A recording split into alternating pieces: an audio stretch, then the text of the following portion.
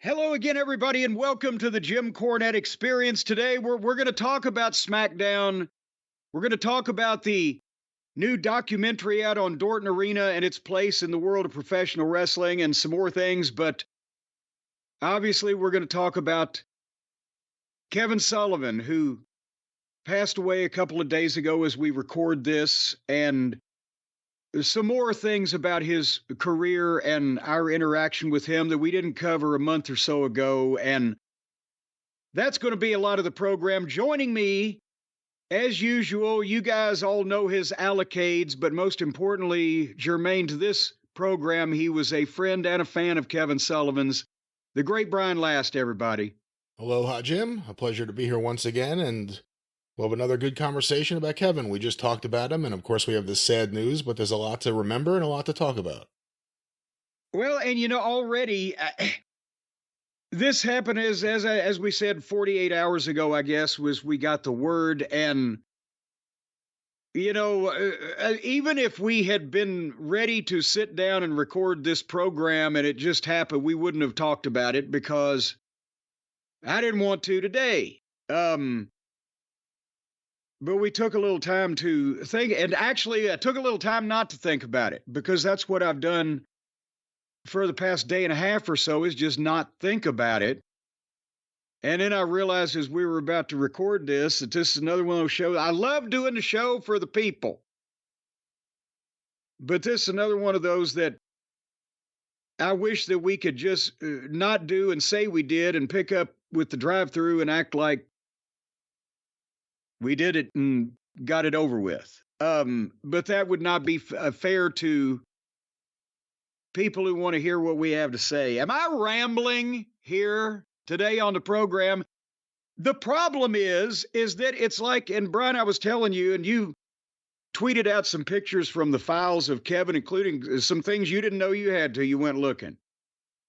And I don't tweet about people dying anymore. I haven't in quite some time, because besides the fact that it was becoming way too regular an occurrence, it seems a little frivolous for this situation.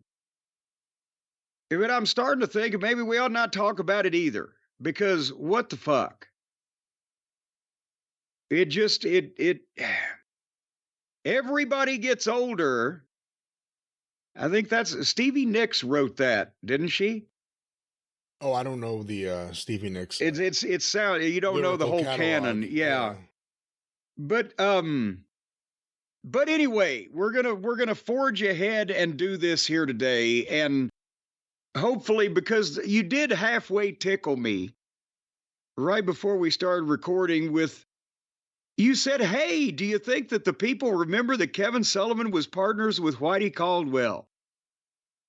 And I said, that's the first fucking story I was going to tell, because it's still one of my favorites that Kevin ever told me. And let's get this out real quick. Folks, we still don't know, exactly. I believe that the sepsis that he got from the surgery from a couple months ago, and we talked about it about a month ago on a show, and you can find it on YouTube, when we found out that he had been hospitalized and had an emergency surgery that led to complications, and that's the underlying cause of this whole thing. But with the last update that we had gotten was that he was doing physical therapy, and I know some people think, oh, he was in the gym or whatever. No, I know from my cousin, physical therapy at some level, depending on your condition, is teaching you how to swallow water again without fucking it going down in your lungs and giving you goddamn infection. So, but it was positive at last we heard, but then this was apparently the underlying cause was the infection that he'd had. But anyway, the Whitey Caldwell thing, because Brian, you found some of his rookie pictures in your wrestling news files, or not even rookie pictures, but when he was still in wrestling school, the first pictures he had taken. And That was what, 19, maybe 69, 70-ish, that part of time, because initially after he wrestled some he was obviously from Massachusetts legitimately, and wrestled some in New England, and I think he got a few Canadian dates, small shows, whatever, but his first territory was he was in East Tennessee. For Knoxville was John Kazana promoting, and then the Tri-Cities, Kingsport, John City, Bristol.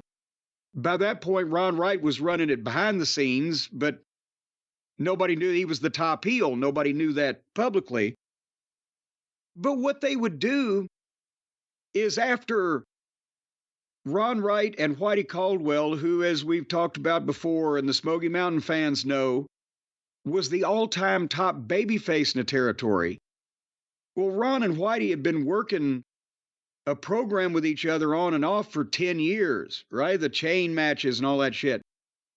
And since Ron's partner, Don Wright, was a wrestler also, and the Wright brothers were a big heel team, they would give Whitey different babyface partners through the years so that he could face the Wright brothers in tag matches and freshen it up. And Les Thatcher did that in, I think, was it 72, 73? He might have followed Kevin Sullivan. Was it that late that Les Thatcher was there? Or was he there before Kevin? Was it late 60s? That's what I thought. Maybe I'm wrong. Well, you know what? I'm probably wrong too. But nevertheless, yes, ladies and gentlemen, Les Thatcher was a young, spry, white meat babyface at one point in time, back when people still saw in black and white. It probably was the late 60s now that I think about it, because he was there at the same time as Don and Al Green, and that was late 60s. Nevertheless, it was like 1971. Kevin Sullivan gets booked his very first territory in the wrestling business.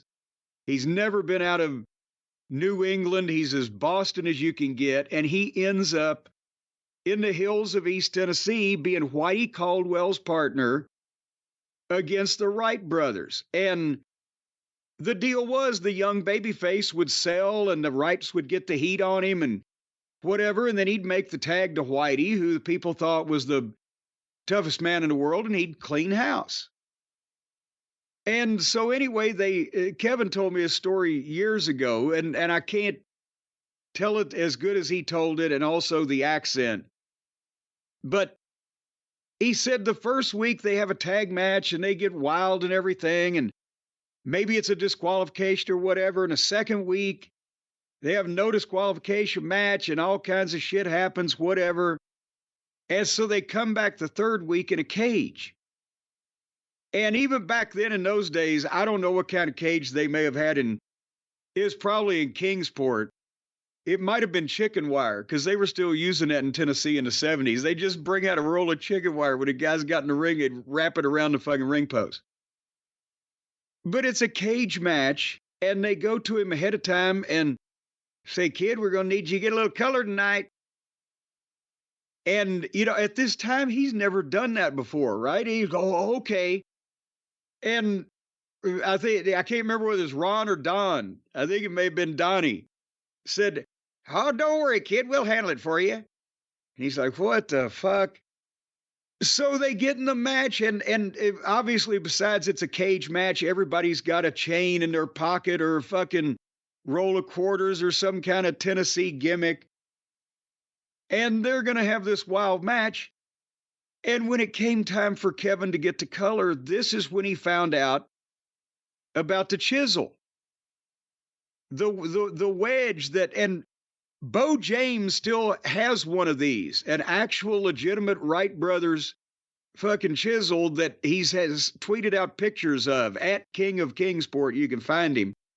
But for the people who haven't heard the story, the Wright brothers, and Ron specifically, didn't want people smart to the wrestling business, and if they saw somebody blading, they get smart to the wrestling business. So Ron invented a shortcut.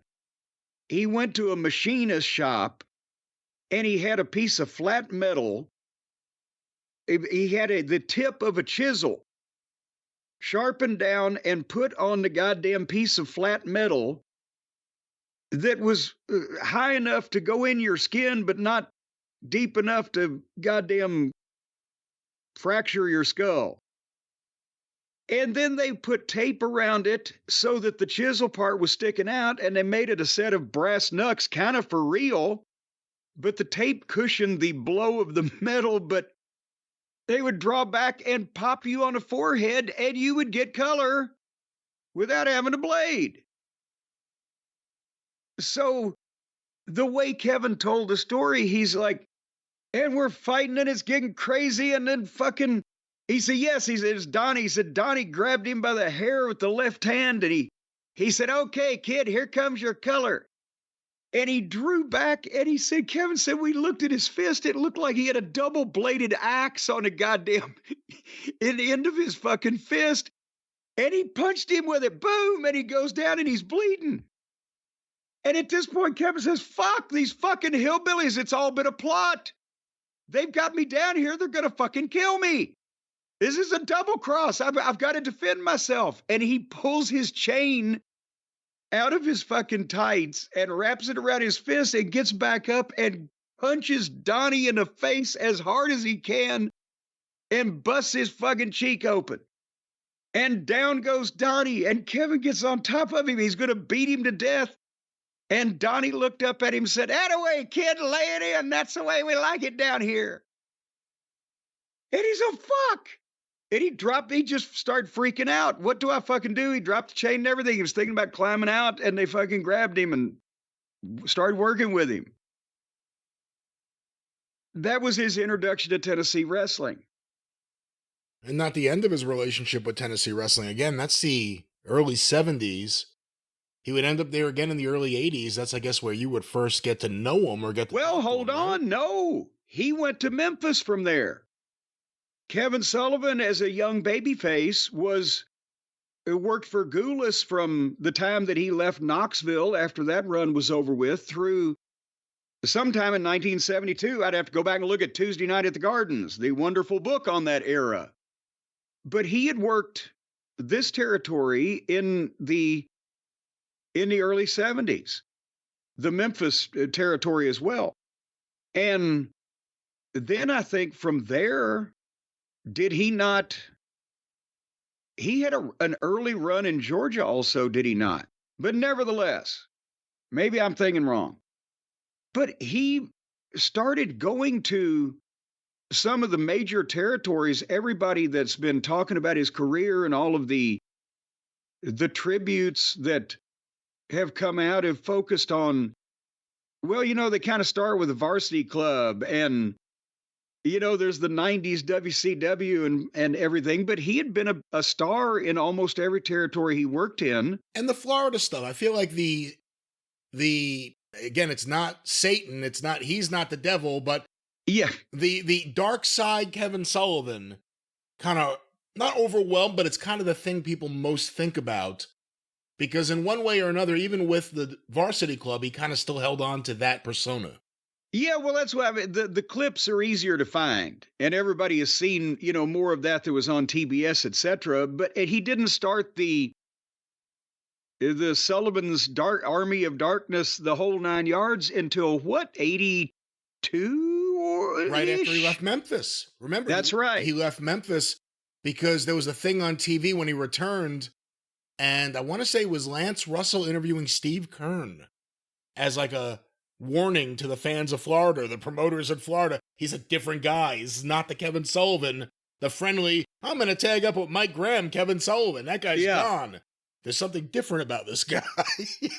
And that was his return. And then, of course, that's when the whole gimmick change happened. So that was 1982. He's 12 years into his career. And the early Florida run, where he was the partner of Mike Graham and one of the top baby faces in the state, gets overlooked because that was really the pre-home video era for any but the most fanatical. But Kevin, again, when I did a Back to the Territories interview with him, we talked extensively about that period because he looked like Mike Graham. They were about the same height. Mike Graham in those days, not the thin late 80s wrestler or WCW executive, he was a power lifter. So he was bulky. And Kevin, even though he was short, he was bulky because in those early years, he was more into powerlifting and, strength. And when they grew a mustache, they looked like brothers. So it was almost like he had a Graham brothers. That's the way Eddie Graham used them. Mike Graham and Kevin Sullivan, for some period of time, were joined at the hip, indistinguishable in Florida wrestling.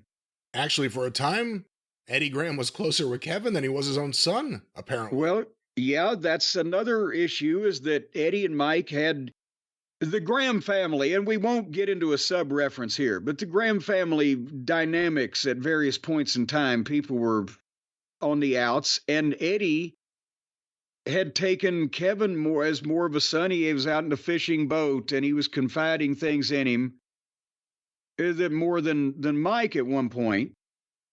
And that's another reason why that, I mean, when everybody says, oh, what a great mind, a lot of the fans, he was a booker, but they don't understand that he got to actually sit in a fucking boat with Eddie Graham and have a personal relationship with him and learn all of that shit. So he not only, he could book, or he could call a finish, or he could just, look at a guy and say, you ought to do this, or you ought to more of that, or less of that, or whatever. And it was carrying that, that business on. When Flair was the booker in WCW, Kevin was his assistant, but Kevin was the only one who had booked.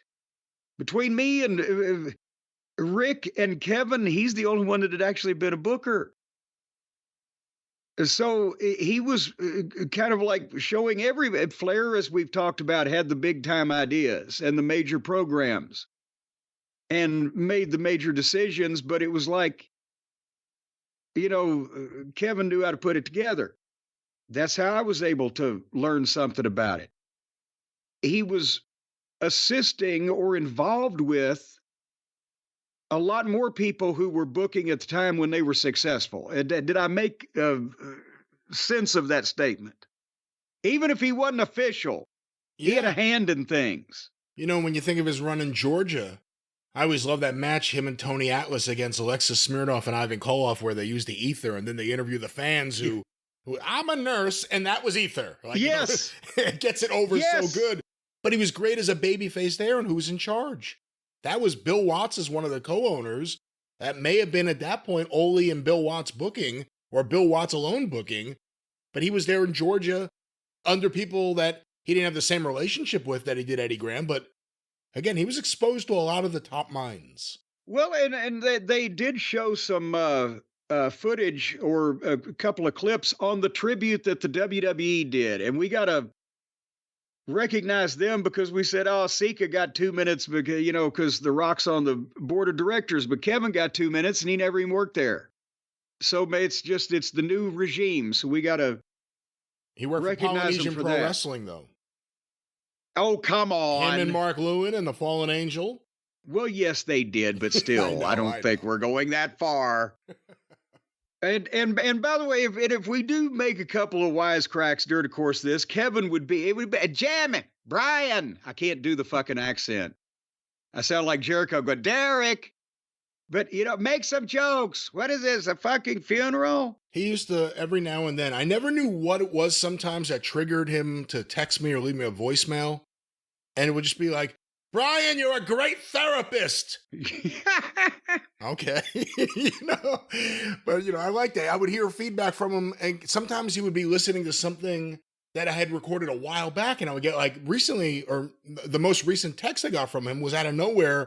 Great job on the Atlanta War podcast. I'm like, wow, that was a long time ago. He was just listening to it. He just found it. But I've got a couple of voicemails that I've saved and recorded for posterity for myself that I probably, if I played them from Kevin, it would hurt the feelings of some people who may love him. But you'd be like, you're completely right. He's a fucking idiot. What the fuck are they doing? Fucking I've got a few of those too, but probably not as good as yours. But anyway, where were we going with that? Oh, so they showed some clips. He had a run in the WWF as a babyface, Kevin Sullivan. What was that, 1976? Because of the relationship that Eddie Graham had with Vince Sr. in the Florida and New York pipeline. So he had already worked for Vince Sr. By the mid 70s. Add that to Watts and Ole and Eddie Graham.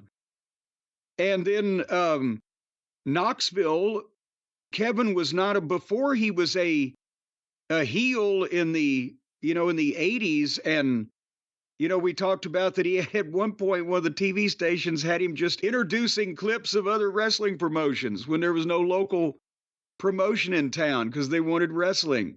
And he was the guy that they had hosted. But when Ron Fuller was running Southeastern the first time around, by what was it, 77, 78, Kevin was a huge fucking babyface there for a couple of years. He was a babyface there during the 78 WFIA convention. And that was coming off his run, the last big babyface star in San Francisco, him and Bob Roop. That was right before that. Yeah, where they revitalized the business for Roy Shire, and then Roop tried to steal the territory and killed it again. And then Kevin ended up in Knoxville to watch Roop try to do that exact same move. Yes, and then here comes Roop and kills the goddamn territory again. Jesus Christ. But fortunately, by then, Kevin went to fucking Georgia, did he not? Yeah, that's right. Again, he's on TBS, or he's in the middle of a hot territory, or he's revitalizing something, or he's working for these, smart fucking people. And then the reason why that I was excited to see him before he even came to Memphis, his first Tennessee run, 1971 or what, it was right before me. So I'd seen the name in the newspaper ads, but until cable became a thing, we'd seen him on TBS and heard his reputation from Florida.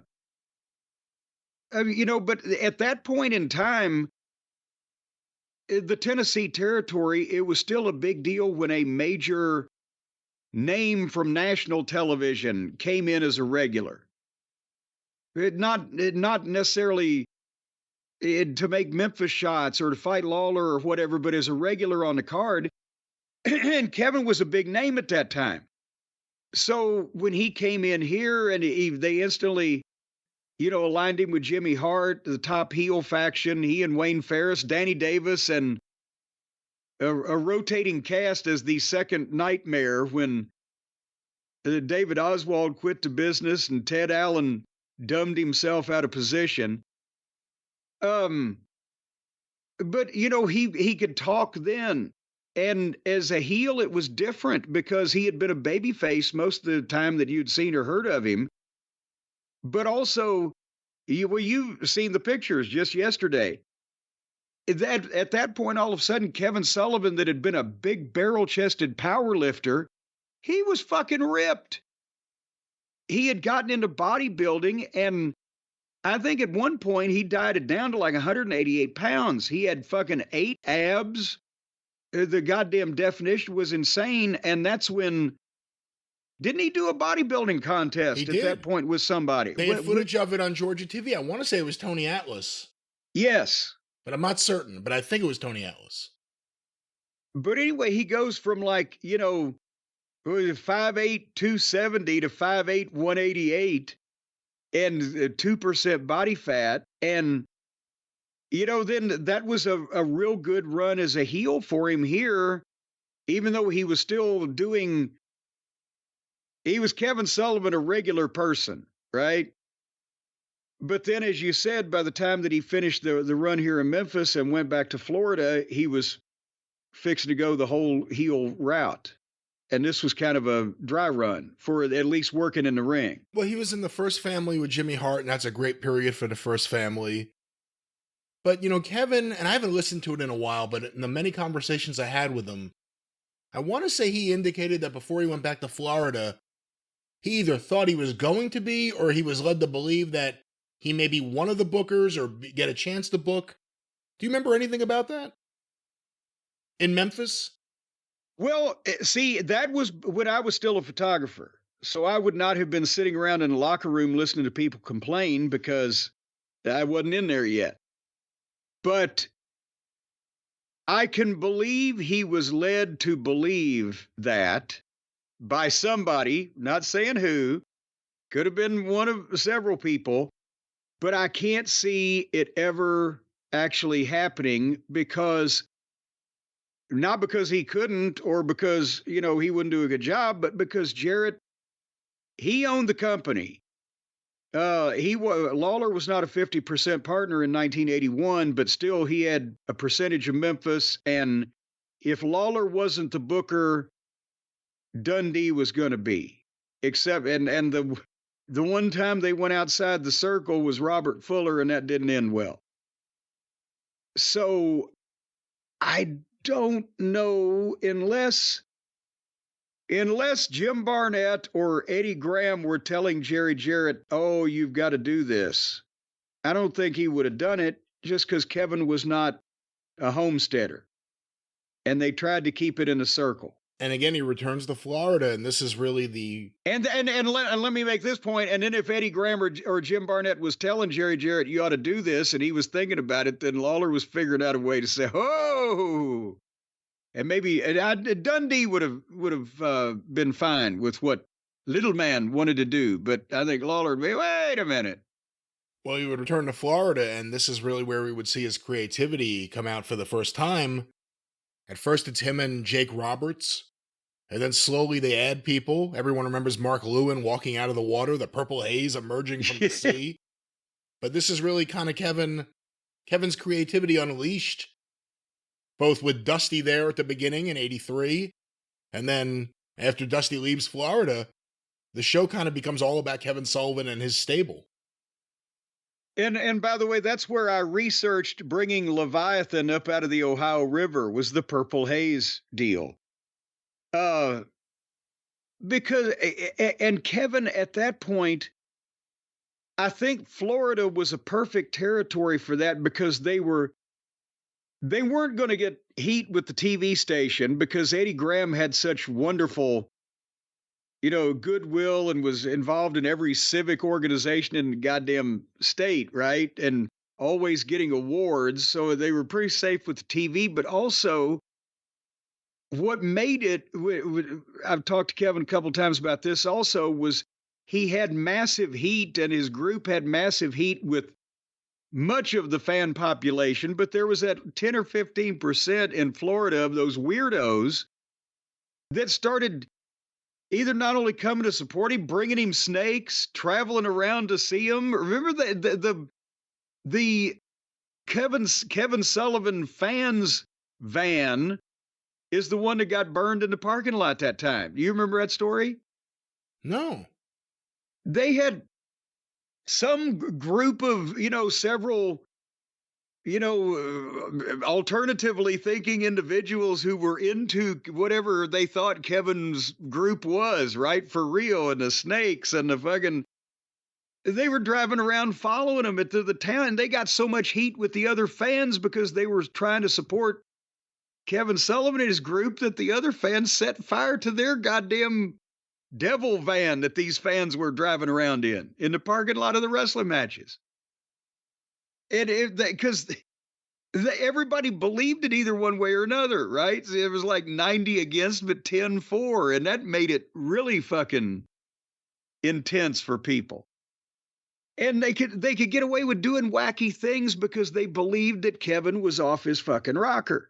And Kevin took it really far, at times maybe even too far, but he took it really far, but there were lengths he didn't want to go. Didn't he get, I don't know if mad's the right word, but upset when the After Mags had a quote attributed to him that was made up? They're like, I am the devil, or I worship the devil. Yeah, yes.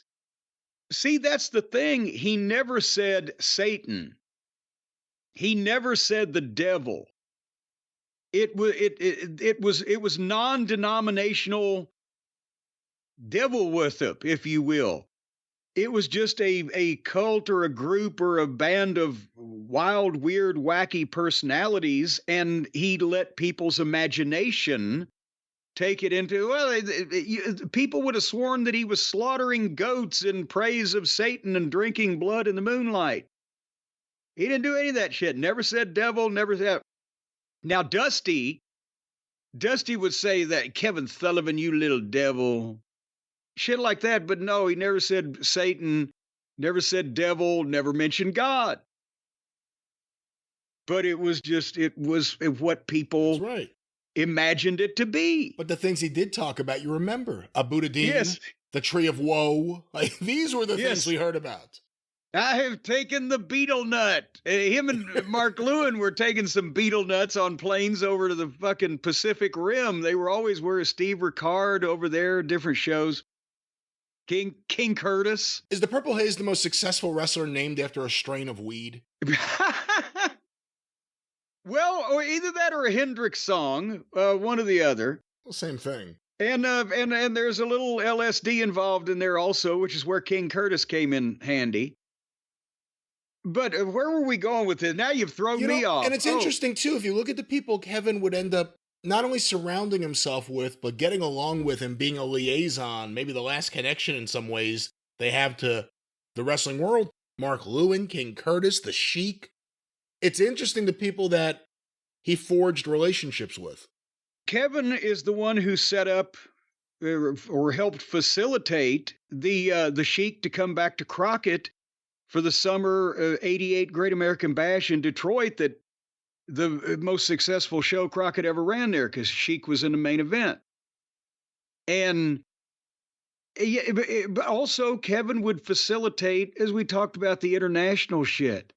And that went back before the 90s and or, Victor Quinones in Florida going to Japan with his group, or Steve Ricard doing something, in Singapore, or the Polynesian Pro Wrestling bringing in guys from Japan, and then Kevin getting on one Smoky Mountain Wrestling TV taping. I had Miguel Perez Jr., Bill DeMott, who at the time was Crash the Terminator. Crash the Terminator. What a cool name. Yeah.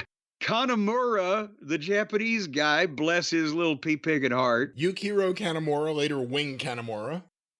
And somebody and Taz, I think, was on that same taping. Because, he was always keeping track of who and what was going on in wrestling outside of the big companies, if he wasn't in a big company, and was, working on deals for everybody. And side note, he's the one, Kevin, God damn it, I've told you this in person. He was the one that told me, oh, this guy gigs his arm. Like, what the fuck? For those of you, and I will now blame Kevin. For those of you who know, but for those of you who don't know. Most gruesome match in American wrestling television history. So Kevin is a heel in Smoky Mountain Wrestling. He has been the one Brian Lee, primetime Brian Lee was the top babyface at the time. We were struggling, ladies and gentlemen. But suddenly these weirdos and these creeps and these monsters start attacking him from out of nowhere. You had this big Mongolian guy, the Mongolian Mauler. I think he just passed away not long ago. Mr. Peter R. Miller. One of the weirdest fucking people, in a nice way, weirdest fucking people I ever met in a business of weird people. Oh, goddamn. The night we had him hide under the ring at the TV taping to fucking come out and goddamn attack Brian Lee, right, as another emissary sent by this mysterious force. He's under the ring when the people come in the door. And it's on the second taping, so he's got to be under there for like 2 hours, 15 minutes. And in the first taping, it's Robert Fuller and Jimmy Golden, the stud stable, and they're beating up whoever they're working with, and it's getting wild, and Jimmy Golden goes, and he's going to look under the ring, see if he can pull out a chair, and he fucking flips the apron skirt back, and he comes face to face with the Mongolian Mauler, who he doesn't know is under the ring. It scared the shit out of him. Oh, he had those contact lenses too, remember? Yes. He had contact lenses and Mongolian did it, made his fucking eyes all black and a goddamn giant fucking bulbous bald head with a fucking little thing of hair sticking out on top. And Jimmy Golden was looking him nose to nose when he was looking for a chair under the ring. Oh, goddamn, he said. And he throws the fucking flap back. And anyway, Hey, how did you signal him that it was time for him to do his thing? Hildebrand went, I think somehow bammed 4 times on the fucking mat or whatever, I believe. You know, I mean, this is low budget. But anyway, not germane.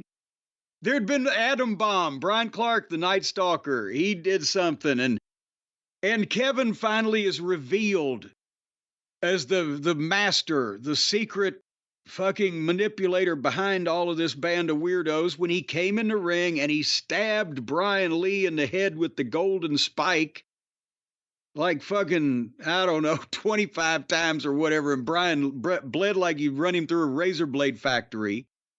And we instituted the goddamn red X up over the screen like they did in the 70s in the WWF so that we wouldn't get kicked off television showing all this blood, and it made it even, oh my God. So now Kevin says, Jimmy, I can't do the accent. We can get the spike over. These guys from that Victor was booking in Japan, Miguel and DeMott, and also Kanemaru with the Wing promotion, I guess, or whatever they were doing over there. Well, can they come and be on the American television, and the Japanese photographers will be there? Got a big spread on Smoky Mountain in the Japanese papers. And he said, and Kanemaru, who gets a spike over, he blades his arm. And at the time, you know, every once in a while, Dusty had done it, and the Sheik had done it when the doctor told him he couldn't fucking cut his head anymore. It wouldn't bleed. He'd cut his head and fucking sand would come out. So I said, are you sure? Yeah, okay. Oh, yeah, he does it over there. All right. You know, there's no athletic commission in Tennessee. I'm not going to get my promoter's license booted. He'll get a little color from the arm, you know, like Dusty has done or the Sheik's done or whatever. And so they have the match, and finally Kevin pulls out the fucking golden spike, and he fucking stabs him in the arm with it. And I see the guy go down, and he made a little swipe, and then didn't see anything. And then I see him doing something else. I'm like, what the fuck? I guess it just ain't going to work, right? And then I see him do something else, and then you see, Brian, you remember you remember Brian Hildebrand, Mark Curtis, when he walks over to look, because now Kevin's trying to work on him with the spike, and they're doing whatever they're doing. And you don't see really any blood, but then all of a sudden, Brian Hildebrand walks over and looks out and just gets that look on his face that Brian used to get when he was seeing something he shouldn't see, and he just kind of turns around and walks off. And he told me later on, it was the sickest thing. This guy had cut down the side of his arm, the bicep level, big enough it looked like you could lay his fucking fingers in, but it wasn't bleeding. And then all of a sudden it started bleeding. And so anyway, it still didn't. Brian Lee, by drinking 2 beers and taking a couple of aspirins, bled more from a fucking 1.5-inch blade job to the head than this fucking guy did when he just about dismembered or decapitated, what's the word, amputated his fucking arm. Yeah, it was really gruesome, really disgusting. And I don't think Kevin assumed he was going to be doing that either, but whatever the guy did, he cut it somewhere where this expert at arm blading cut it where you wouldn't bleed anyway until you got down to the goddamn bone or whatever. And let me put the period on the end of the goddamn story and remember where you were going. So we're back in the back. I said, they're wrapping this guy's arm up. They've called an ambulance. I said, what the fuck is he? Why did he do that? I don't know, Jimmy. It worked before, whatever, but they take the guy. Now think about this. You know where Pigeon Forge, Tennessee is, don't you? I do.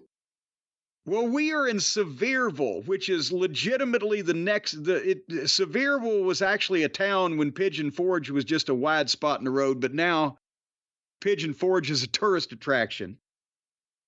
This small fucking podunk town at the high school gym, and I think the fire department took him to the goddamn hospital.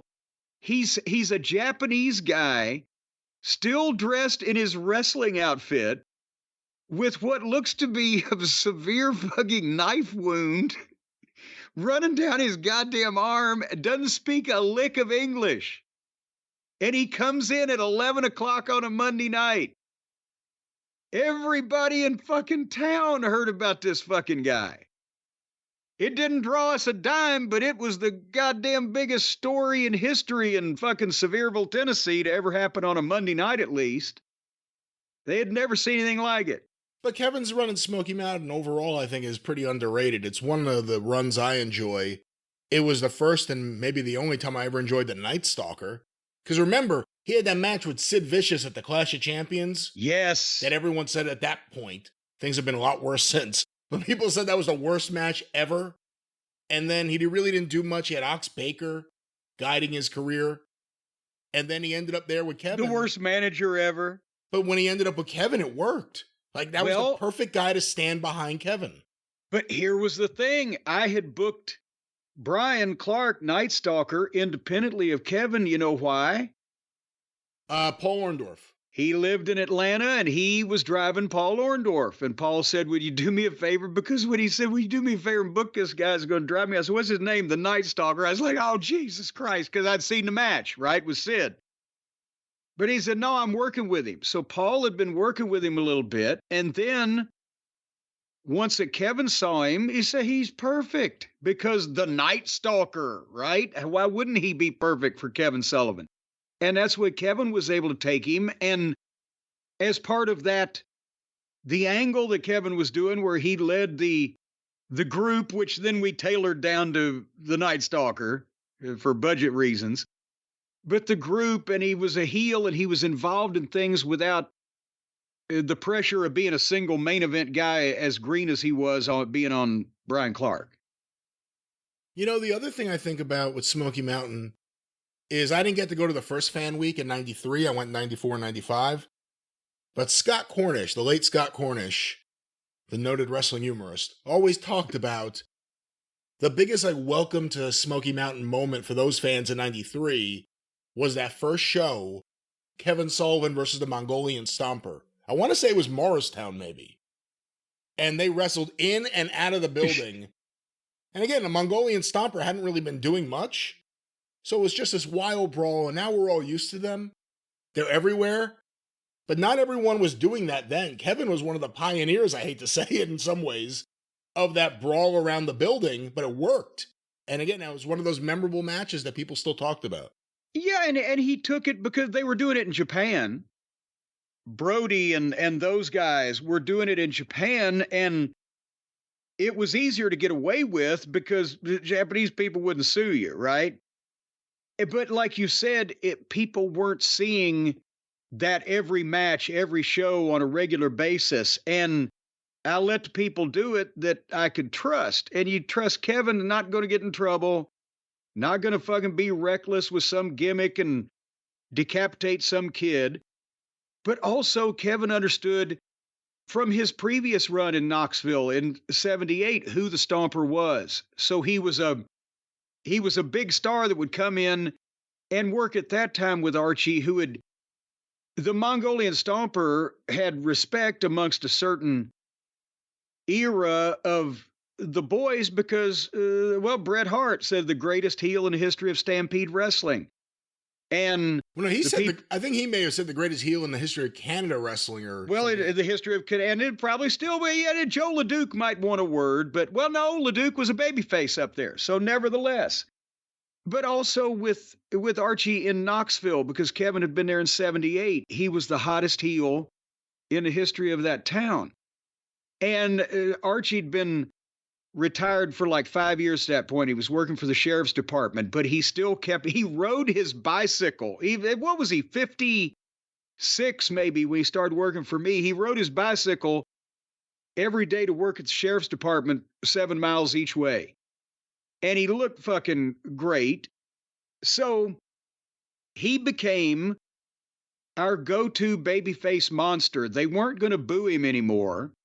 He wasn't in the business of getting heat full time anymore, but he was such a name there that if you brought him in and made him the monster, he didn't have to speak. He was the equalizer or a special tag partner, whatever the case.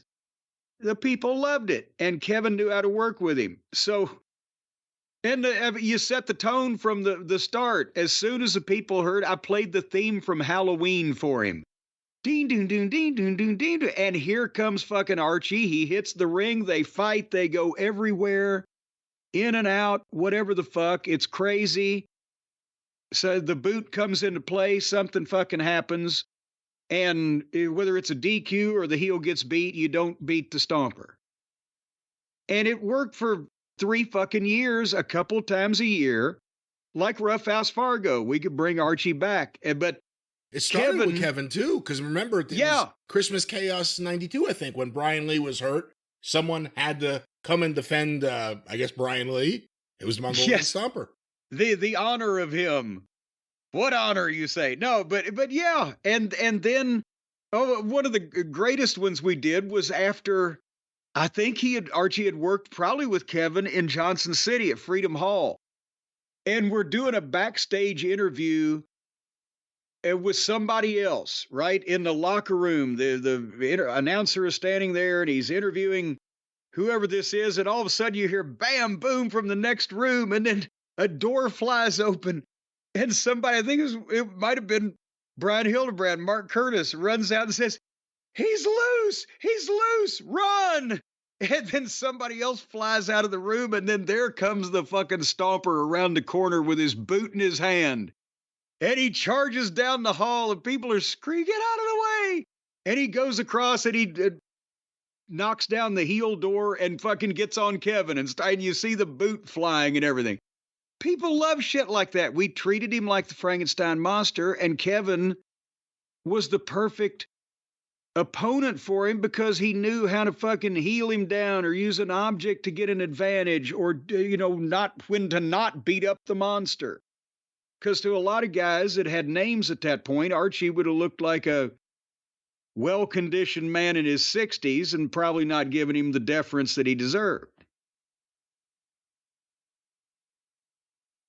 Where were we going with that? We were just talking about Kevin and Smoky Mountain and the various places Kevin was and ended up and the people he worked with. Well, and going back also, but one thing, the Triple Tower of Doom. Do you remember that?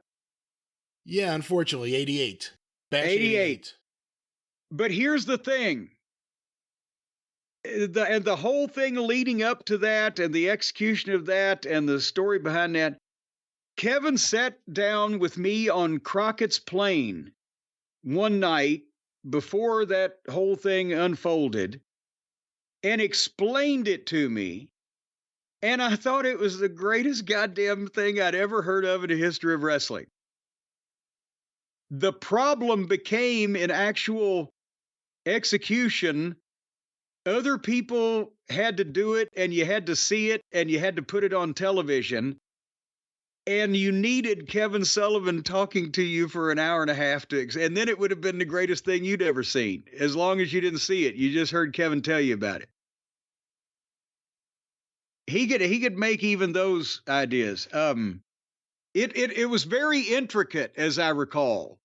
It's so much so that I can't remember what any of the details were, but I was fucking captivated. As a fan, you were captivated until you saw it, and then you're like, "This is not good." I hope they never bring it back. And then they brought it back for Hogan, remember? Well, but if you got to bring something stinky back, bring it back for Hulk. They brought it back so Hogan could beat like 9 heels in one night or whatever it was, including the returning Zeus and Jeep Swenson. Yeah, there's a couple of names out of the distant past.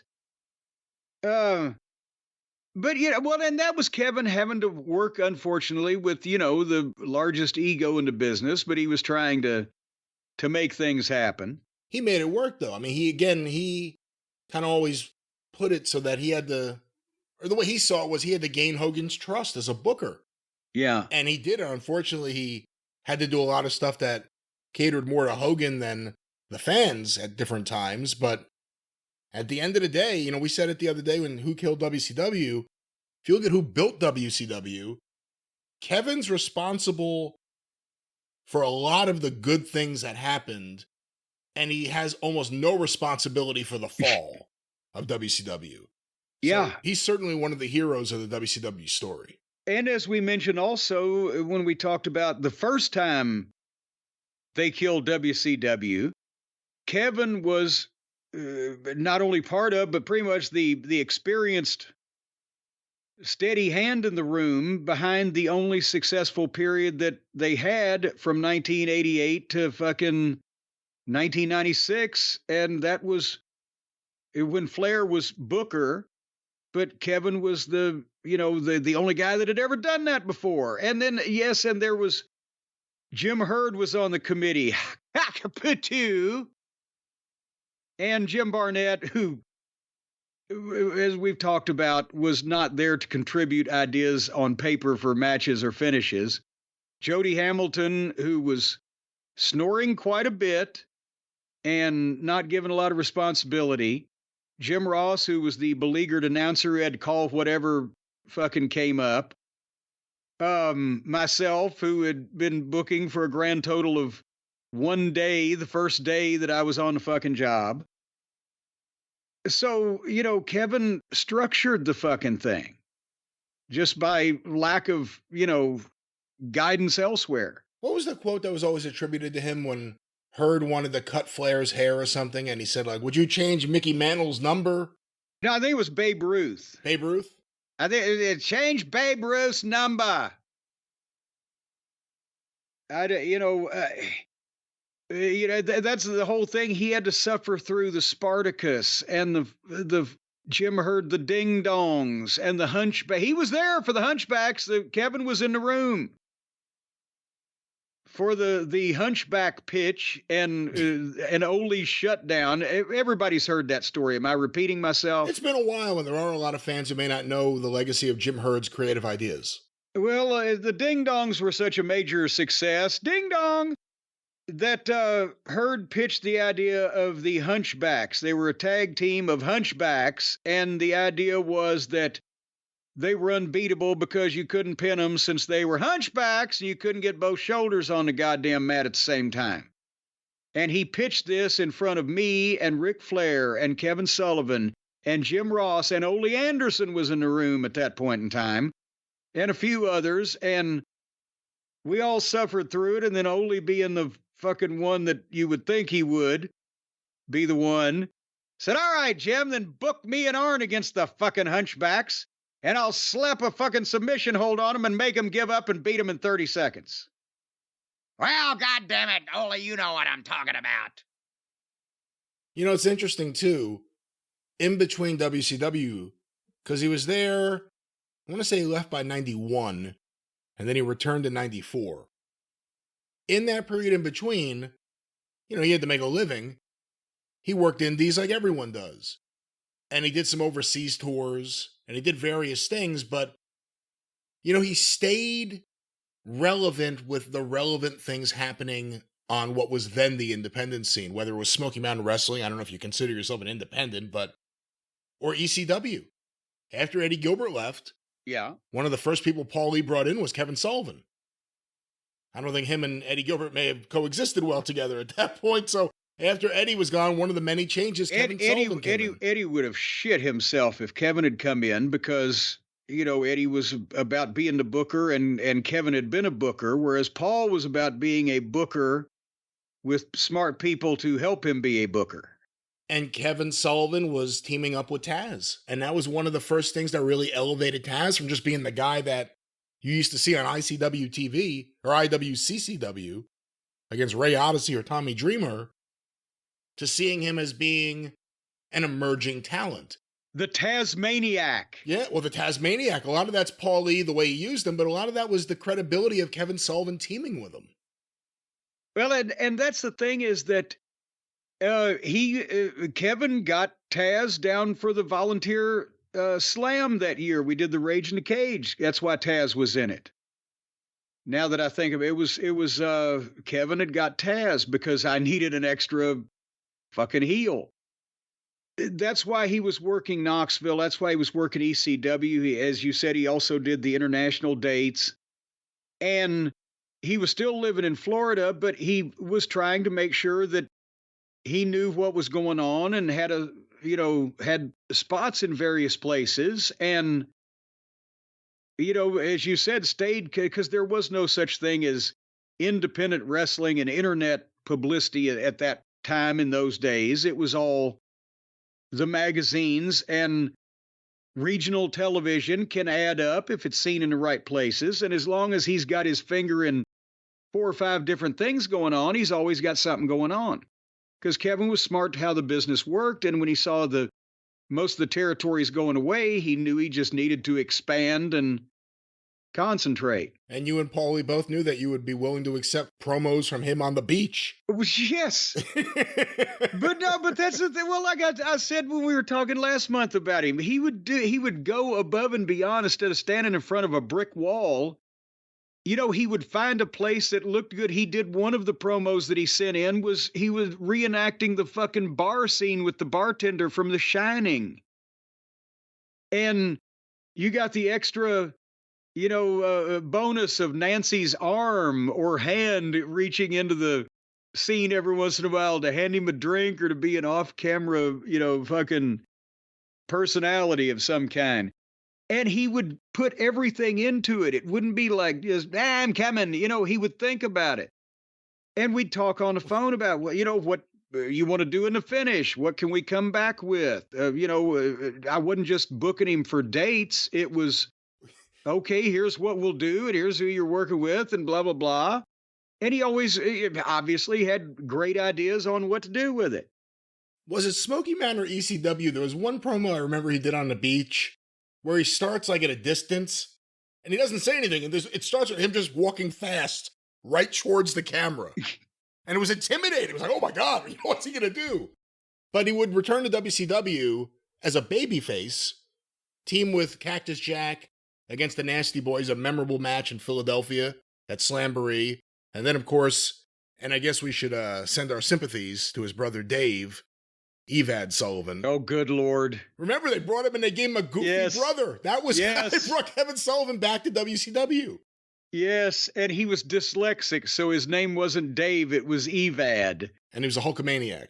What was his name? He was a fairly nice guy. I think I met him a time or two. He had been wrestling as the Equalizer. I can't remember his real name. It has to be Dave something, because why else would you just assert Dave there? Is his name Dave Sullivan? I can't, well, that's a fine Irish name now, goddammit. But, see, even the great ones are sometimes saddled with questionable creative. But, everybody just thought, well, if it's weird, Kevin can make it work, because he usually does. I guess we should talk a little bit about everything in WCW with him and Nancy and Chris Benoit and everything afterwards. I've always had a problem with people who, it cost Kevin a lot of his good name. Yeah. Because a lot of people who were friends with Chris Benoit, who had become friends with Nancy, just were insistent that Kevin was this awful, awful guy. I think it was revealed when we had him on the show 4 years ago that Nancy had been arrested for abuse on Kevin, not the other way around. And, oh, go ahead. Well, I was just going to say, and by the way, what we're referencing, folks, 4 years ago, a Dark Side of the Ring episode aired on the Benoit and Nancy Benoit tragedy, and Kevin was not on the program.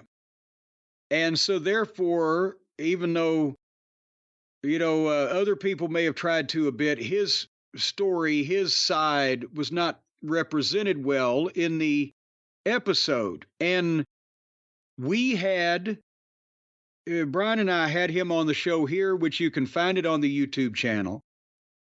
Official Jim Cornette is what I'm talking about. I'm not trying to be commercial, but everybody should hear that, because he was not on the show because he turned down the request to be on the show because of a promise he had made to Nancy's parents.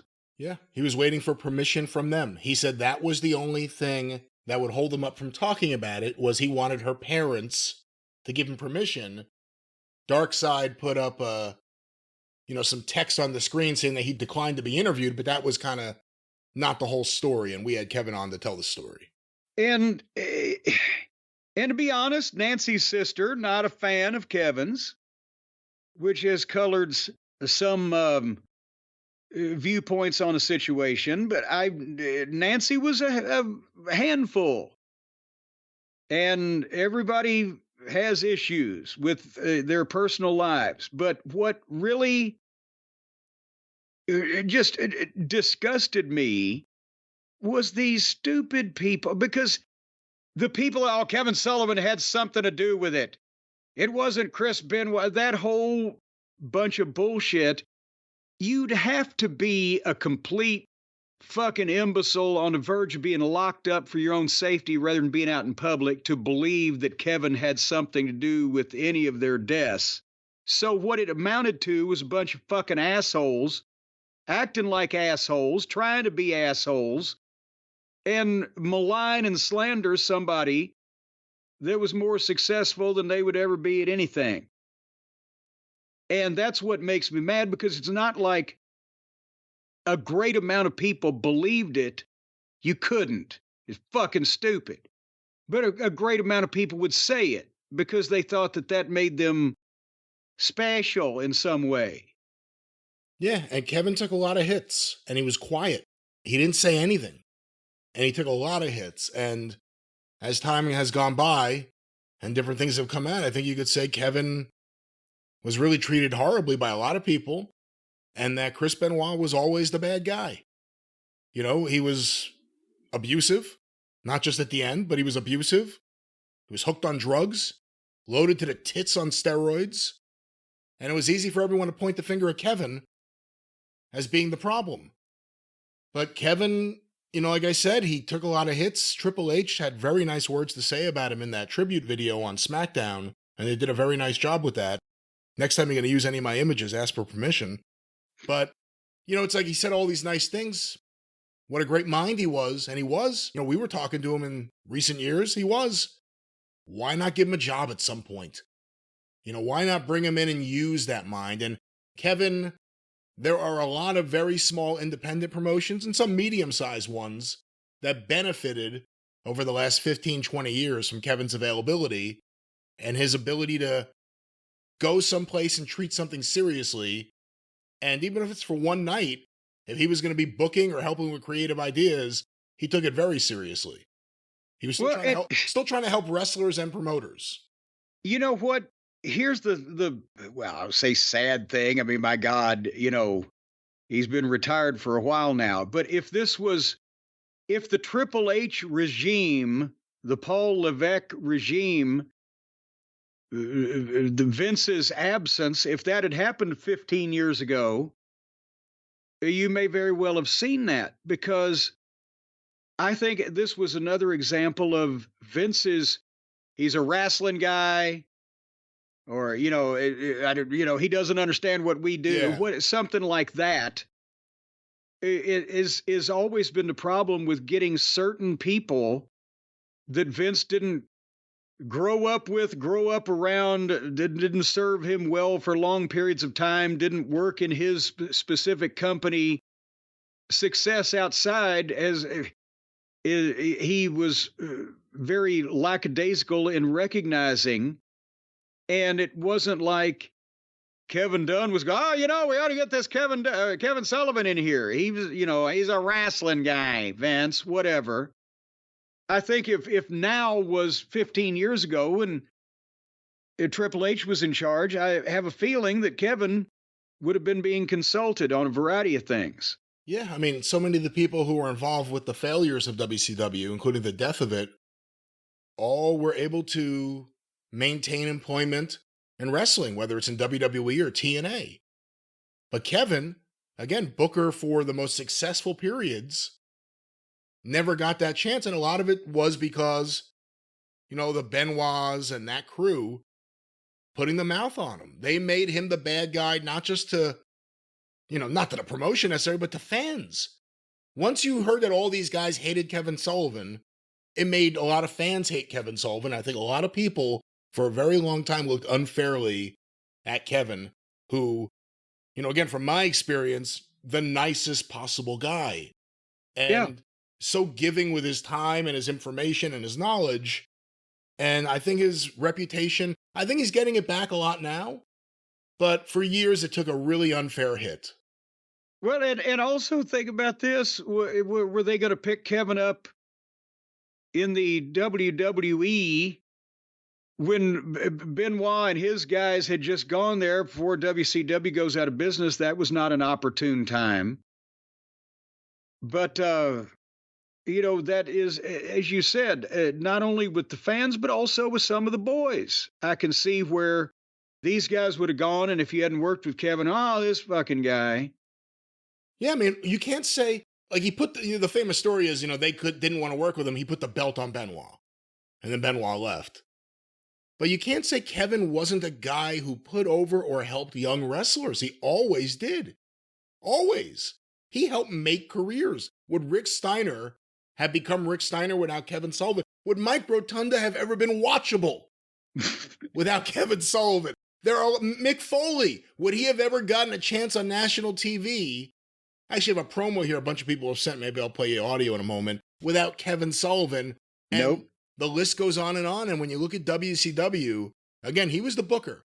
If there was a time where you enjoyed Nitro, 96, 97, he was the booker. So if there's stuff you enjoyed, make sure you give him some credit for it. And I'll tell you one thing, though. Talk about getting people booked and spots and, working with promoters and everything. This was about goddamn 7 or 8 years ago. Kevin, I'm talking to him on the phone. He says, Jimmy, there's this guy, and I'm not going to call the guy's name, but there's this guy in West Virginia. He runs shows. He's great. He's got the money. The shows are great. The whole thing. He'd love to talk to you.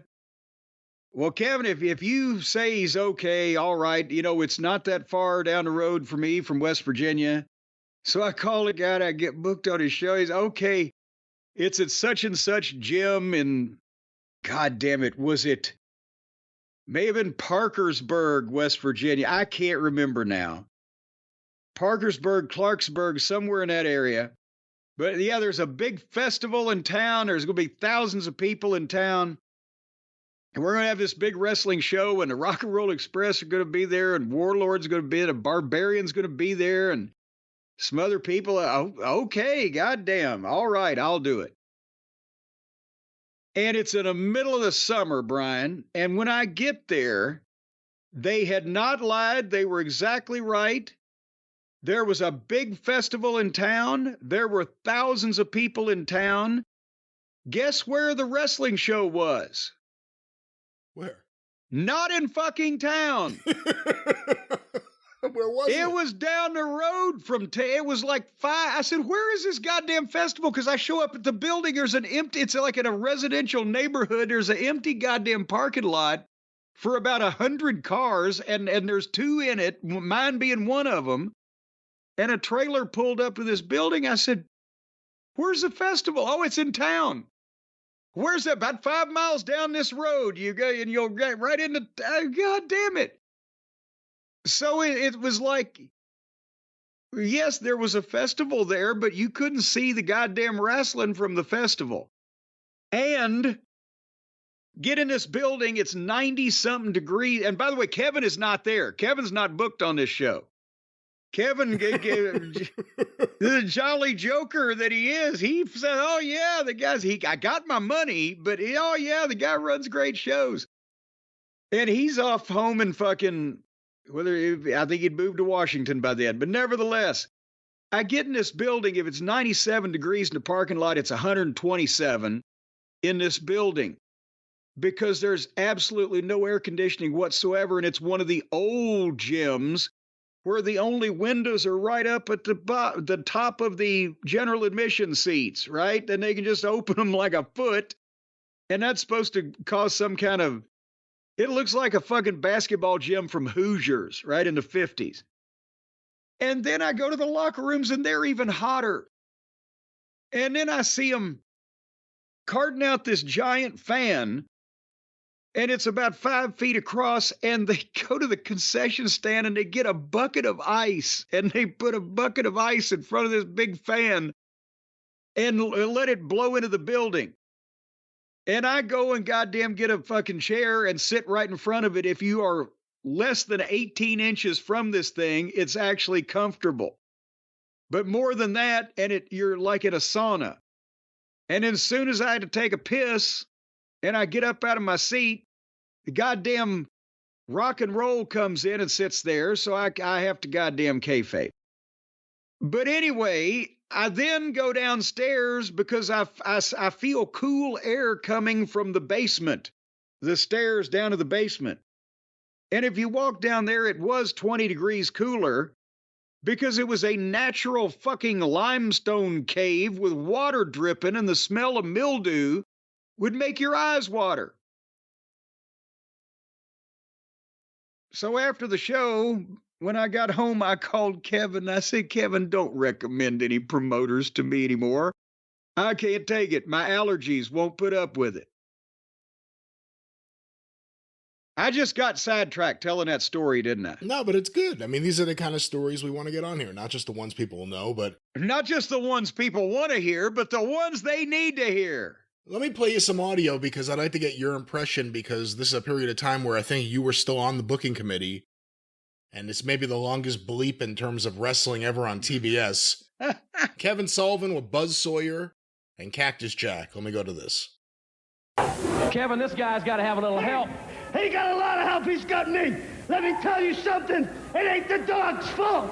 When his mother was carrying him and she's walking through the desert because she was a nomad, she couldn't hold it any longer. She stopped.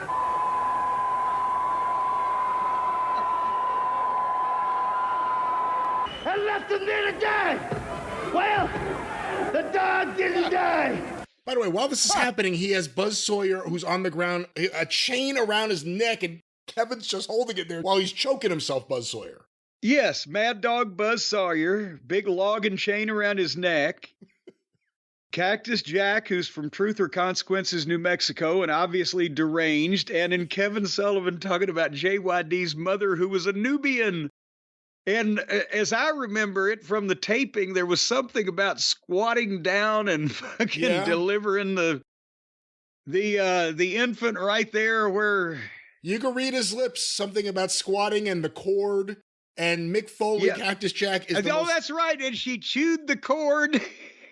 And Mick Foley's the most normal person involved in this whole thing, but let's go back to this. Because from the fetal position, he crawled the heart-burning sands. It's me. He crawled the heart-burning sands. It's me. It's me. God. It's me. He crawled the heart-burning sands. And when he was burning up and withering, the she-wolf came. And the mad dog looked up, and he was given the breath of life. It's not the dog's fault. He's just a part of the environment. He'll be okay. You see, because the dog has me. The dog finally, it's okay. It's okay. It's okay. It's okay. It's okay. It's okay. The dog has me. The dog has finally found peace in his life. You see, all he is misunderstood. Fans, we'll be back right after this. Did I say JYD? You said JYD. I said Mad Dog, whatever the fuck. But yes, it also with that one was didn't the she-wolf kiss the dogs and give him the breath of the, I don't know what the fuck, I have to go back and read his lips was. there, yeah. But he's smacking Buzz Sawyer as hard as he can right in the fucking Yeah, that's face. what he kept stopping that one sentence. He's just slapping the shit out of his, because Buzz loved that kind of shit anyway. Yeah, hit me. And he's slapping the shit out of him like he's, training a goddamn wild horse. What do you think of him and Dusty together? You got to see them behind the scenes, so what do you think of their feud and their long-running thing in Florida, and then, of course, for Crockett? But behind the scenes, what was the relationship like? Well, they worked great together because they had known each other so long, and they'd been, by the time that I was together with them, they had been, they'd drawn so much money with each other and been such great opponents. And that whole thing ran for 2 years in Florida till Dusty came to the Carolinas. And then Kevin, as you said earlier, took over the book down there when Dusty got the book for Crockett.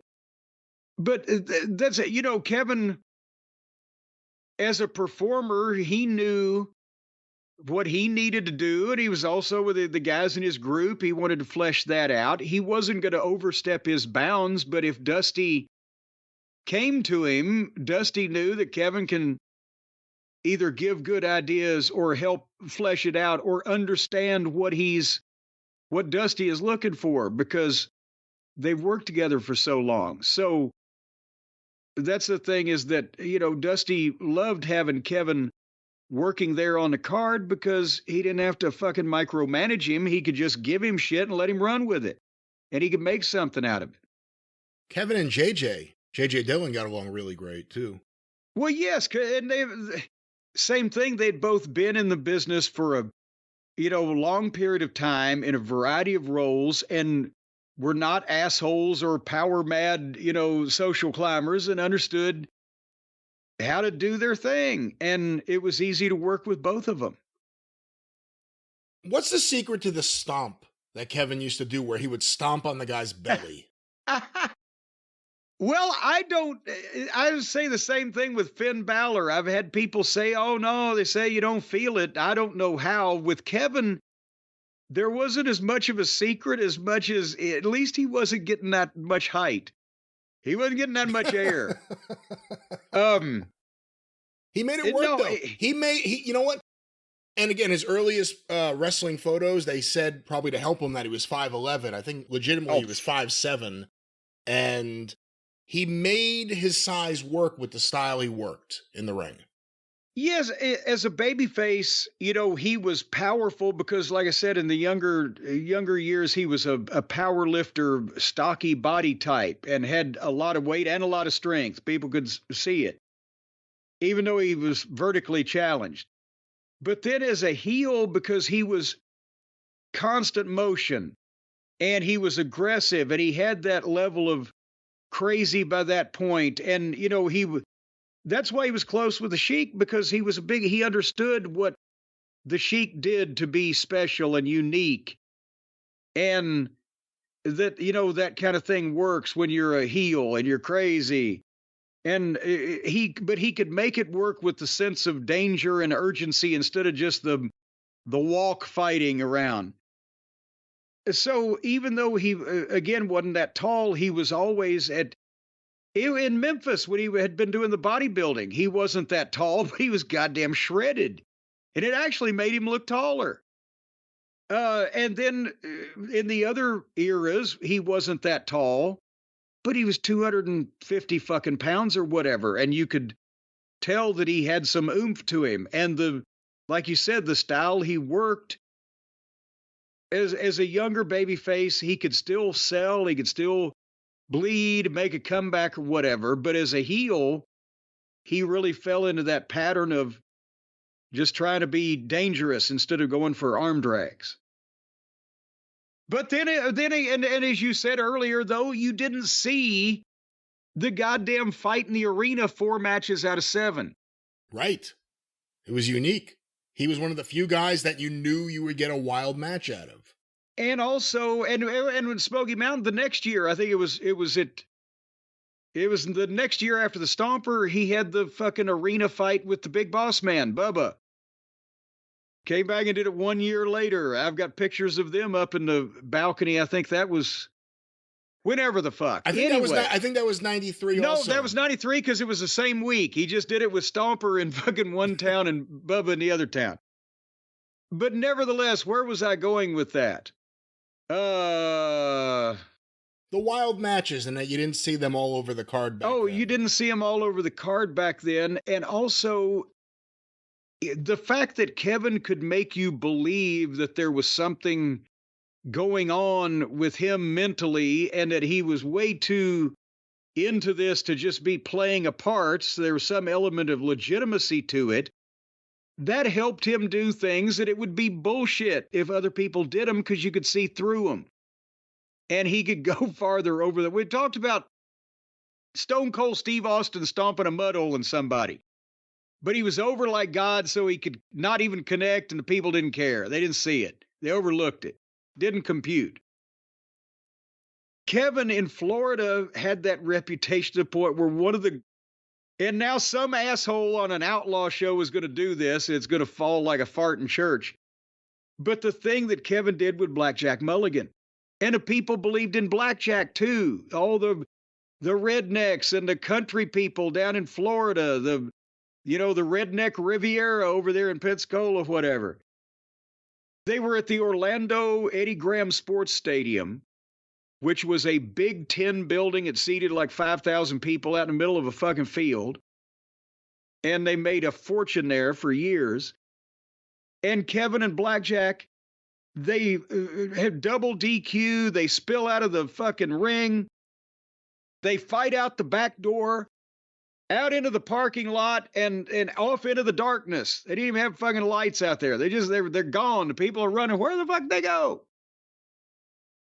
And then the next goddamn week, on the same night, they have wrestling once a week. They ring the bell for the first match. The first match gets going. They've been going about 5 minutes, and suddenly through the front door of the arena, wearing the same shit that they had been wearing the week before and still bleeding, bust Kevin Sullivan and Blackjack Mulligan, and they fight into the fucking ring, and the place goes out of their fucking minds. They didn't stop to think, how could this be? They just, oh my God. That's the kind of shit he could get away with. That's one of the great spots I've ever heard of all time. I got to talk a lot of baseball with him. That was one of his big loves, was baseball. When the 86 Mets beat the Red Sox in the World Series, he was working in Continental. He had to watch it backstage, he said. A heartbreaking loss for him. But a few years ago, I'm looking at some of the text messages here. I wished him a happy birthday in October. And he wrote back, "Fuck LA and Mookie. Although he's going to be a Hall of Famer, he better go in as a Red Sox." So, love this baseball, Kevin. Did you see Fenway Park put him up on the screen, the scoreboard? That would have meant the world to him. And, yeah, again, from my experience, and I met him when I was a kid, and that was an intimidating thing, even though it wasn't really supposed to be. It was just an autograph signing, but that accent, nothing he could say when you're a kid sounded nice. I was wearing a Knicks shirt. He's like, "How do you think the Knicks are going to do?" I'm like, I think they're going to win. Who do you think is going to win? No, it's going to be Chicago. Whatever. He yelled it at me. But, getting to know him the last several years, he was such a nice guy. Like I said, always very giving with his time. He recorded a ton of segments with me. And he always just gave me unsolicited feedback, which from Kevin Sullivan I liked. I like when top minds give me feedback as opposed to, jerk-offs. Yeah, the unsolicited part is sometimes the rub, but with Kevin, you didn't mind. But with Kevin, I appreciated where it was coming from. So from my personal experience, just a tremendous guy, a really nice guy, and I wish he was still here. A really, really nice guy. Well, everybody heard what I had to say about how he helped me in WCW, not only my first booking spot, but in Smoky Mountain, in trying to help because he knew what I was going through and what I owed to him for that. I'm not going to go through it again because then I'd just be repeating myself and rambling. But but a lot of people will remember him for a lot of good things. And who else can you think of? 54 years after they started in the business, their passing makes the kind of news his did, not only at a mainstream level, but also amongst the fans and the boys. Made the New York Times. Made the New York Times and a scoreboard in Fenway Park. And, you know, for that long, I mean, he was literally still working in the business as far as autographs and etc., and had wrestled up until just a few years ago on an intermittent basis. So I don't know. There's a lot of people, whatever era it may be, a lot of people have never come close to that level of involvement or longevity in this business. And I think we should all be proud of him for that. Absolutely. And of course, if you're a listener who wants to hear Kevin in his own words, go back through the archives. We've had many appearances with Kevin, of course, here with Jim on the 605 Super Podcast, telling his own story in his own words. But Jim, with that, let's take a short time out. We'll be right back after this.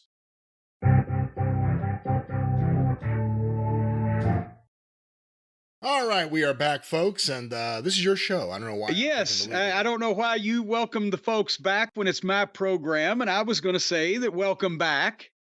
Maybe they're not all welcome. Maybe some of them didn't come back after that musical interlude. This program brought to you in part by the International Ballpark Organists Association, the ABUA. We got to do a couple of things here on the program now of an entertaining fashion, but first a correction. Oh. A correction. Not us, somebody else. Somebody else has said something incorrect, and we're going to correct them. Can we do that now? Sure. I don't know exactly what this is, but let's see where this goes. Well, Uncle Dave proved he may be a small-town bird journalist, but he is not an orthopedic surgeon. Because this was brought to my attention, and I looked it up, and sure enough, there it was in this recent Wrestling Observer newsletter that he printed, recapping SummerSlam. He said some people were upset because for those who watch great matches, it really didn't deliver that. No, it just delivered boatloads of fucking money and sold tens of thousands of tickets. But he was talking about, well, some of the matches, because they didn't really deliver with the matches. Well, some of that, and this is a quote, some of that may be related to talent not at 100%. Rhea Ripley was kept from any significant physical activity and angles leading up to the match, and the match was built around her selling her shoulder, which still had a noticeable bump and clearly wasn't healed. Brian, I'm sorry, I'd like to be the one to tell Uncle Dave that once you separate your shoulder, that bump doesn't go away. It can be as healed as it's ever going to be. And depending on the person, sometimes it's more pronounced, sometimes it's less pronounced. But the bump exists for the rest of your fucking life. And I'm sorry, I know that Rhea's a star, and it was an important match, but do you think that even for SummerSlam, that they would let this woman that they have got a fortune invested in, if she wasn't that's what the meaning of medically cleared is. They used to, it was like, hey, Brett, can you go after surgery? Sure, Vince, I'll be there. But now they have medical protocols, and you have to pass certain parameters of range of motion or strength, gripping, or depend on what the injury is. You've got to goddamn go through some shit to show them that you're ready to get back in the ring. Is it as good as it's ever going to get? Probably not, maybe not. But it's not like she's not healed at all and there's still some major visible damage. That's not what the shoulder separation bump is all about. It doesn't go away when you get healed. It's yours. You can keep it. You would think he would know that, being Mr. Bodybuilding and all that stuff all his life. He looks like he's lifted the whole fucking planet. Well, I don't know about that. And he does like lifting weights. He looks like he's got the weight of the world on his shoulders. Well, maybe he hasn't had any sports-related injuries due to that. I thought you were going to say he looks so miserable because he hasn't had any, but... You thought that's what I was going to say? Well, it was leading in that direction, and then you took a turn on me. But anyway, it's just, again, because his friend's company is struggling at every metric and every parameter, and the opposition that he was rooting against all this time is now leaving everybody in the fucking dust and drawing billions and billions of dollars. He's like, well, yeah, disappointed people who were looking for great matches. Well, apparently there's more people who are looking for fucking logical, sensible shit performed by stars than his version of great matches. So he's got to fucking take this apart now. I just get cranky. No, and you should probably break that down more. What is a great match? You know, Dave's star rating system is based on what Dave thinks. He could now say that sometimes it is and sometimes it isn't, and I think the star limit is infinity, he said. So that means, 7.5 stars really ain't that impressive when you think about it. To infinity and beyond and a half. But those are his sensibilities. Those are what he thinks are great matches. When you and Norman Dooley were doing it, it was what you guys thought were great matches. What smart fans today, or work rate driven fans, think are great matches may be different than the people sitting in the building, because the average person who's not keeping up with all of this, with all of this, do you think they're sitting there going, yeah, this match just isn't that good? Or did they go, oh, that was great. Did you see what happened? That was great. So I think you have to really separate, and with AEW's issues beyond even Tony's booking with just the fan base they're catering to and the exposure of just how small and smaller it gets, but how small it is, you really have to think about what is a great match. And well, I'm not saying Liv versus Rhea was the greatest thing ever, but to the fans that are, that's always the thing we say, like, this about a WWE thing, but the fans are eating it up. And that is kind of what matters. And it goes back to that whole Hogan versus Andre debate.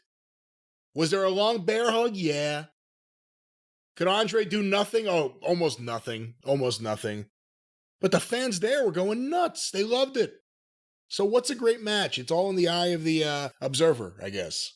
Well, but there are different kinds of great matches for different people. But the problem that I have with what they think are great matches, maybe it's the same thing as if you're drunk in a bar and the fucking local band playing on stage, a couple of people in the band and your friends are all there and you're having a great time. And boy, that fucking guy, he can sing. He ought to be on goddamn television. He'd win a goddamn Grammy. But if a professional singer that had won a Grammy and was talented and experienced in that genre of entertainment was in that crowd, he'd think, what the fuck with this drunk fuck who's missing half the goddamn notes? And what I see, unfortunately, is Uncle Dave and the people of his ilk overlook all the sloppiness, overlook all the amateurishness, overlook all the nonsensibility. They want to see people flipping and flying and hitting and crashing and breaking furniture and doing the same shit everybody else does. And if they get 10 big holy shit spots in the goddamn course of the match, they will call it a great match, despite the fact that half of the thing looked phony as a football bat because they weren't really hitting each other and nobody knows how to grab a goddamn hold. So I don't know how you can call something great when they haven't mastered the primary qualification of a pro wrestler is that you're simulating combat, make it look good. They make it look like shit, and it's obviously phony, and people laugh at it, and then they start breaking furniture over each other's heads, and it becomes a great match. That don't work for me, bro. And again, you look at the runaway success of WWE right now. It's a formula. It's a formula that works, and it's a formula that works without giving away too much, and you're not hearing about fans coming away unhappy. It's such an interesting time. With AEW, they don't have that. There is no formula that works right now. There's nothing working. And, well, let's not go into that right now. Let's just finish what we were talking about with the shoulders. I just want to clarify what you're saying, because I'll be honest, I didn't really know this. But then again, I wasn't reporting on it and saying clearly, I think you're right, that was what he said, clearly she was hurt. Clearly has not healed. Because Rhea Ripley twice in that match did the spot where she put her shoulder back into place. And I remember that because I thought the second time was too much. Yeah, second time was extraneous. But she did that spot twice. You're saying the bump she had nothing to do with any of that. It was a real bump from a real shoulder separation. Yes. That's always going to be there, even if the shoulder is 100% healed in some form. Yes, when the angle that they did, 2 months ago, or however long it's been with her and Liv, where Liv ran her into the wall, and basically Rhea was apparently either over exuberant or just hit it on the point or hit it the right way, and separated her shoulder. And that bump is indicative of the separation and will be there from now on. But the shoulder will heal, but the bump is not going to go away. So I don't know what Dave's looking at. Oh my God, look at her shoulder. Well, I mean, maybe I've just stooged something off that they could have used for an angle. People would have believed it, but no, that's the way that happens. Hey, you know what episode of the Beverly Hillbillies is on MeTV right now as we're recording? The Wrasslin' Clampets. Oh, with Mike Mazurki. Gene LaBelle is the referee. And Rebecca of Donnybrook Farm. She's coming down the aisle right now as you say that. Sprinkling her flowers into the crowd. Granny loves her wrestling. Speaking of people in pigtails coming down, sprinkling their flower petals into the crowd, we also got to talk about some more of Tony Khan's AEW soldiers apparently have gone AWOL. What is this I hear about? The Buckaroos ain't around much right now because they have a contract with limited dates. Well, this is something that started going around and a bunch of people started emailing it to us, cornydrivethrough@gmail.com. And I went and looked, and I have the quote here. Now, for the record, before we say this, while they are EVPs, while they are the people who brought the elite name they brought the elite name to all elite. So you would think they're not just the average wrestler, but it's important to note that a lot of the average wrestlers in AEW, or a lot of wrestlers in AEW, have limited date deals. But here's a quote from Brian Alvarez, who very often seems to have the side of, them. So let's hear what this is. Well, he is one of the house organs for their vanity project. Here's the quote. I gotta say this because people have taken this out on the Bucks. Listen, everybody. If you think that the Young Bucks book their own stuff, they don't. If you are upset about the Young Bucks not being on TV, if you are upset about the Bucks not defending their tag team titles, there is one person you could be upset at, and that is Tony Khan. Oh! Because whatever contract they signed, it was for X number of dates, and he has not wanted to pay them. Maybe he's got some plans for the end of the year. And wait a minute. Hold on here. And he has not wanted to pay that. So that sounds to me like, and I've heard about arrangements of this nature, where they have a set number of dates for the exorbitant salary that they are getting, which they've reported from their own chicken lips. They say we're the highest paid tag team ever in wrestling. But if they want if Tony wants dates over and above that number of dates, he has to pay him even more per date if you prorated it than what they're already making. He don't want to pay him the extra money on the extra dates, apparently. I'm sorry, I didn't mean to jump in. And by the way, the problem isn't them wanting to work with their friends or them only being able to work one style of stuff and them doing really bad segments. It's Tony's booking. But let's get back to this. Maybe he's got some plans for the end of the year, or they used numbers of dates beginning of the year, or they used numbers, that's what it says. I don't know what it is, but it isn't the Young Bucks deciding, hey, we're going to take the summer off and not defend our tag team titles. It is like Brock Lesnar. Remember people getting mad at Brock for never showing up? For somehow Brock was calling the shots? It's like he had X number of dates. They did not want to pay him for extended periods of time. So they told him to stay home, and he farmed and he drank whole milk. And when they wanted, they called him back to work. Is this a real quote? This is what it says here. And when they wanted, they called him back to work. And that is exactly that whole milk. And that is exactly what the Bucks will do when they get the call. And as we are recording, I've heard they will be on Dynamite this week against the Acclaimed. So that's a part of a wonderful build to Wembley for that three-way match. But again, the Young Bucks have never meant less. You know, when he says you could be mad that they're not on the show or this or that, them being on the show is one of the things that hurt the show. Yeah. It's not just Tony's booking of everything with this awful feud with the evil executive vice presidents against the head of the company who has the power to overrule anything at any time but doesn't. Then he gets beat up. And just did. He just overruled shit last week, but only some shit. But they don't think they deserve any of the blame for how awful and how just the wrestling public at large is not accepting of them because it's not very good. It's the same match over and over. Bad characters. Doesn't feel genuine. Matt Jackson is world-class awful as a professional wrestling talking character.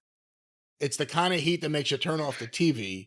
But let's think about this now for a second. With the other stuff that Tony puts on television, he said, "Oh, go home. I need to." It's like when Grizzly Smith wanted to quit as booker for the Culkins and come back to work for Watts. And Watts said, "No, I'll pay you to stay there and keep booking because you're lousy." Seriously, on any side of this, how did he sign them for a contract for that much money and has used all of their dates by August?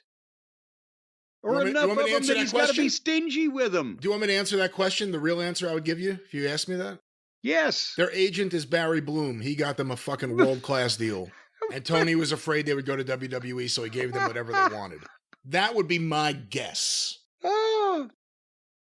He not only gave them all that money, but now he's out of dates on them by August, when we hardly ever saw him to begin with, except maybe they were in Ring of Honor. I don't fucking know. Well, not out of dates, conserving his dates. Well, conserving it close enough that you need to fucking break that pill in half, Grandma, and stretch out your blood pressure medicine or whatever. But also, they're not only making that much money, they not only have a job where when they do show up I wonder, do the pre-tapes in the back where they're wearing the headset and telling people what to do, does that count as a date? Are they getting paid for that? They had to go there. So, point being, he gave them a screwy deal. They've got all that money and limited dates, but they started the fucking thing. They wanted to change the world, the elite in All Elite Wrestling. They wanted to change the world. They're executive vice presidents.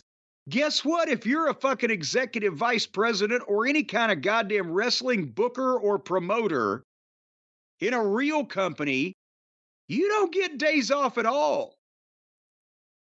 Forget that shit. When everybody else is off, you're on. Like Ole Anderson used to say, the wrestlers, if you book them, they show up, they wrestle. If you don't book them, they're off. I'm a booker. I think for a living. What am I going to do? Get up one day and say, I'm not going to think today. Well, some of these people, I think, do that. But these two pygmies that get everything handed to them And he was scared they were going to go to the WWE. Boy, he should have let them.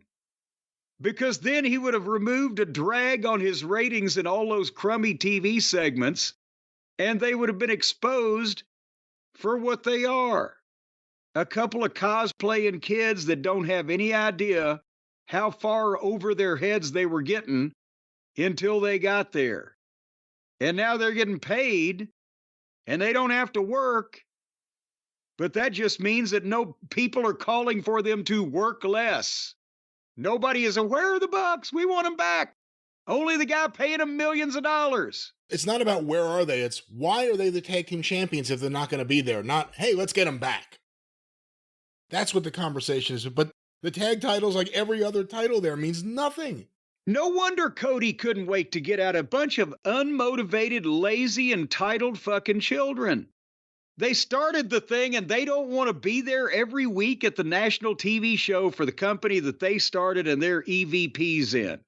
Yeah, one day the real story, let's see if anyone has the guts to tell it. Cody and Tony and Brandy. Let's see if someone has the guts to tell the story or they're going to hide behind these NDAs forever. Cody and Tony and Brandy and Britt and the whole Hee-Haw gang. And the Bucks. Don't forget those Bucks. While Kenny Omega's at home playing video games.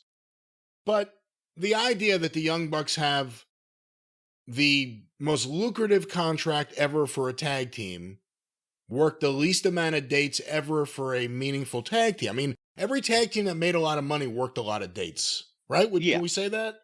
Well, yes. Yeah, because they drew houses. That's how they made the fucking money. Yes.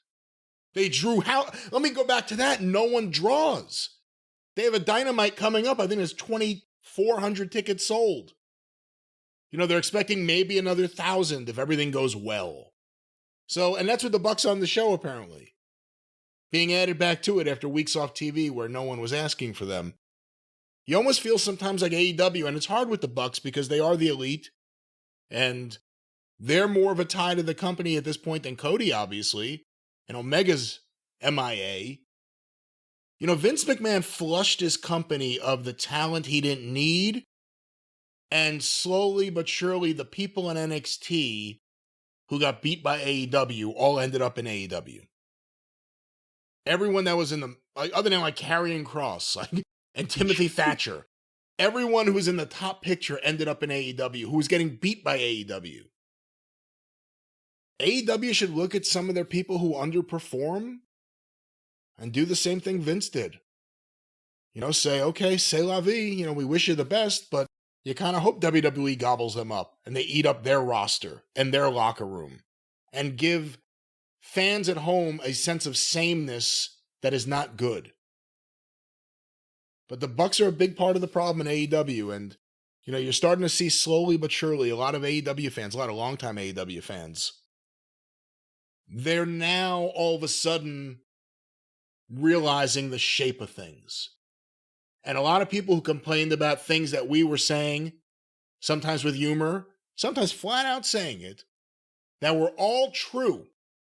Every word of it. Everything was true. We told everyone, you told everyone, what was going to happen. And the road to get to the state of things today, there are a lot of people that just all of a sudden got off the bus like, oh my God, I can't believe this dystopia. Where am I? What's going on here? But we watched it happen, called it out. It's not a surprise to us. To a lot of people, it seems to be a real surprise that AEW is a complete shit show, and there's no end to that shit show in sight. Because the talent's going to be an issue, but Tony's got money, and Tony doesn't want to give up a piece of anything. So you got a problem. Well, here's what they've also, real quick, and we'll move on, but they're working in reverse with what they were trying to do, which, hey, it's good to have competition. It'll drive up the boys' salaries. They'll be, well, the problem is now, when was WWE's on such a scale they can offer more money than ever before, but when were they offering the most money to people that, maybe they wanted, maybe they didn't? Before AEW was instituted, when they a billionaire is going to start a company, but we don't know what it's going to look like, but we might be worried. Okay, obviously, if the WWE was even interested as much as people say in Will Ospreay and or Okada, and Ospreay I can kind of see, Okada I don't know what the fuck, unless they just wanted to go to Japan and weren't even going to use him in the United States. But the Bucks, if they had any opportunity to ever get a WWE offer of any kind of legitimate scope, that's gone, because the WWE now has seen they wouldn't be an acquisition to the WWE, which they probably never would have been to begin with, but they may have harmed AEW critically. That may have been something they were considering in the WWE office. But if the Buckaroos disappeared now off the face of the planet, the difference in AEW would be negligible. It's not like they're contributing behind the scenes, obviously, if they don't even want to come to work to wrestle in their own company they started. So why would the WWE ever offer anything to them? They wouldn't be a boon to their business. It wouldn't be a blow to AEW's business if they left. And they're probably thinking, well, yeah, let Tony spend some more of his money on more of these fucking guys that don't mean anything for him.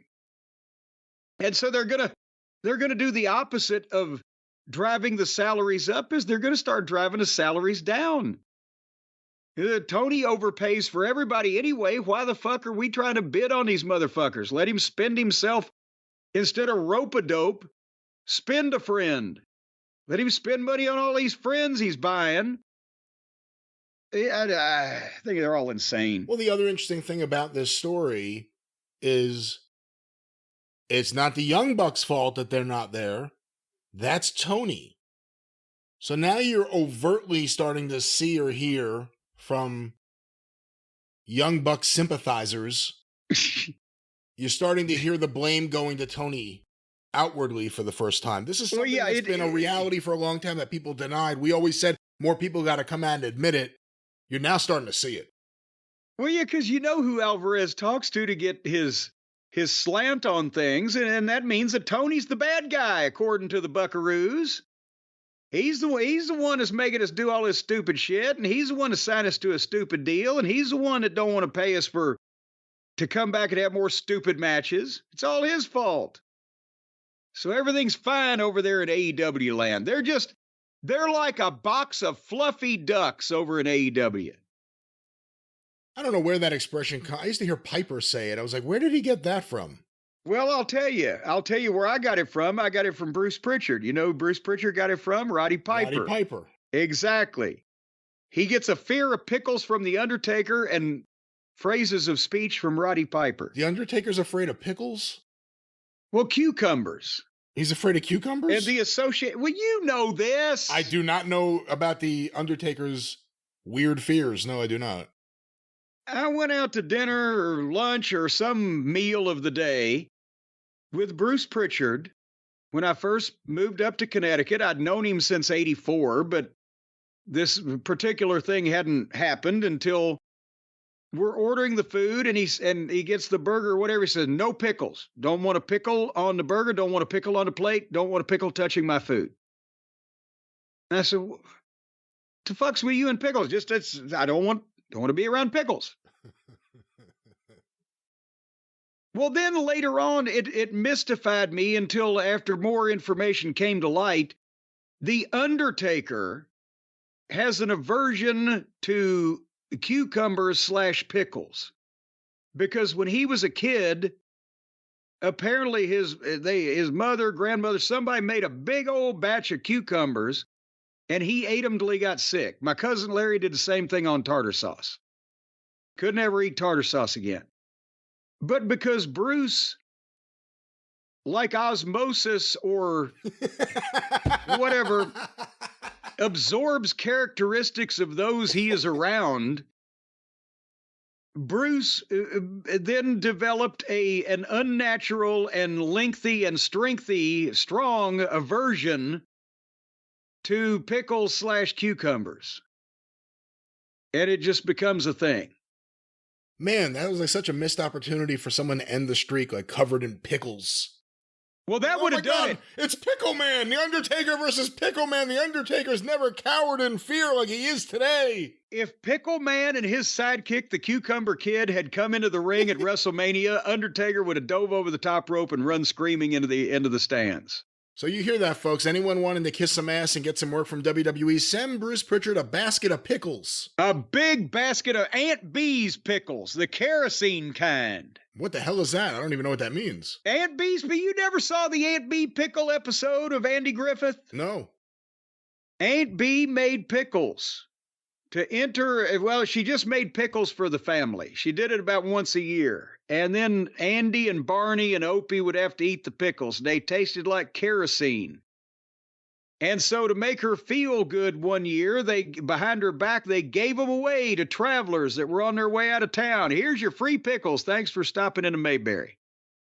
And they got rid of all of them, and that made Aunt Bee realize they were so good that she made another batch, and she's going to enter them into the goddamn county fair, where old Clara Edwards wins every year.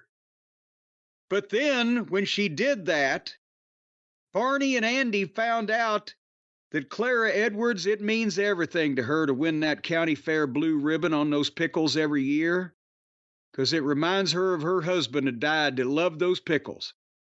And so Andy and Barney had to eat all those pickles again, so they'd be completely gone before the fair came about. Whatever. But nevertheless, Aunt Bee's pickles. Send them to Bruce Pritchard. Send them to The Undertaker, too, if you really don't like him. Well, no, because Undertaker is liable to get physical. Let him get physical. I'll throw pickles at him. Come get me. I got barrels of pickles. You want half sour or do you want sour? What do you want, Undertaker? He wants sweet instead of dill, but you no good pickle tosser, you. I will get a fucking super soaker and load that thing with pickle juice and just fucking shoot the Undertaker right in his face. Oh my God. And then you'll see he'll melt like the Phantom of the Opera. His face will become a skull. The skin will drip off. See, I want to do it because I think via osmosis, that same thing may happen to Bruce. He'll just melt away. Oh, Bruce melted a long time ago. Into a puddle of his own goo. You know, that's why he's been inflated with air for the past 30 years. That's why after he melted, they had to pump him back up. That air came out of Vince's ass. Oh, the flatulent air of the McMahon family. You know what? Maybe they could put all of these things. Maybe they could put pickle juice. Maybe they could put flatulent air of Vince McMahon. Maybe they could put fluffy ducks all in a box of awesome. Do you think that would be possible? I think, no, I don't think, well, who will be doing this exactly? I mean, it's possible for someone to do it, but not a reputable company like our friends at Box of Awesome. Yeah, that's where you may be wrong there, Pismo. What? Because did you know I was in the post office one time and I heard cheap, cheap, cheap, cheap, cheap, cheap, cheap. And they weren't just talking about me being cheap. You can mail baby chickens, baby chicks. You can, the United States Postal Service will transport live baby chicks. They're in a box with holes in it for air. And they make all kinds of noise and they transport these. And it's a quick transport. It's not like parcel post where it takes forever, media mail, whatever. But you can mail. So, folks, if you... Well, finish your story. How far can you mail them? Across the country? Well, there's no limit on the distance. You can mail them as far as your fucking pocketbook will pay for them to go. What do you ask for? Do you ask... I mean, it's not like first-class mail. You ask for a chick rate. Do a chick rate? Is it by pound? I don't know what the postage classification is called for it, but they will transport these baby chicks. I've seen them with boxes of chicks in the post office facility. And now think about that. If you go right now to boxofawesome.com and you take the quiz there where they ask you different questions about what you like, what you're interested in, what type of products that you would enjoy having in your home, and you say, I love chickens, then it very well may be that they could send you a box of fluffy fucking chickens. I don't think that's one of the things on their menu. However, they could send you some of the things you'll need to kill that chicken and eat it. Oh, come on now. Out in the woods, you will get a wonderful knife or maybe something to start a fire. Maybe some camping equipment. You never know with Box of Awesome, except there will be no living, breathing animals, no livestock, nothing like that. Everything will be a solid, stationary, dead piece of equipment. No, you don't know whether these things will come dead or alive, because it could, if you enjoy. Now, I don't know whether they can ship ducks. So it might not be a box of fluffy ducks, but we know they can ship chickens. And if you say, hey, I like eggs, I would like to grow my own eggs, what are they going to send you? They're going to send you a fucking chicken. They better send you a rooster, too, the way these things work. But it just depends on what you're interested in, Brian, and what kind of things you like. And they release boxes every month across a ton of different categories. Now, if you like to go fishing, maybe they'll send you some worms. You can choose from a standard or a premium box. So the worms come in the standard box, but the premium box, you may get a nice tackle box to put all your worms in when you go fishing. But when you become a member of the Box of Awesome family, and we feel like it is a family, that's why things get passed around from member to member, just willy-nilly, because we're all a big family. You're going to have access to discounts across a plethora of products, up to 30% off or more sometimes. And, of course, the Box of Awesome folks have a reputation for only finding the finest products made from the small businesses around the world.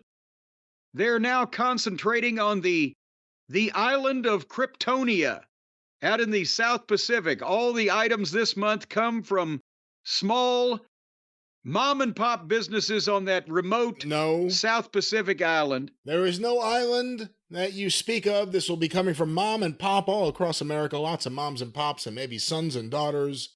We are all one, ladies and gentlemen, one love. We are all. Father is the child of man. It looks like mom got around if she's all over the country with various pops. Hey, leave her alone.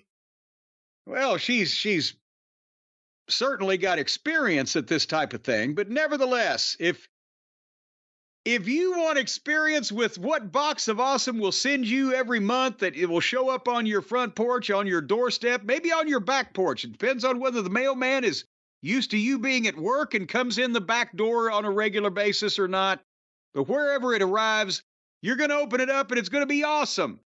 Whether it's ducks or chickens or geese or potentially everywhere. You know, have you ever seen the wild ostrich egg that you can make that into a variety of egg dishes? You got the omelets, you got the fucking fried ostrich eggs. They'll give you a special ostrich egg pan also in the ostrich egg kit. There's no ostrich egg kit. They don't have the pan is 2.5 feet across because those fucking giant ostrich eggs. There will be no pan. There will be no egg. There will be no kit, but there'll be Boxes of Awesome.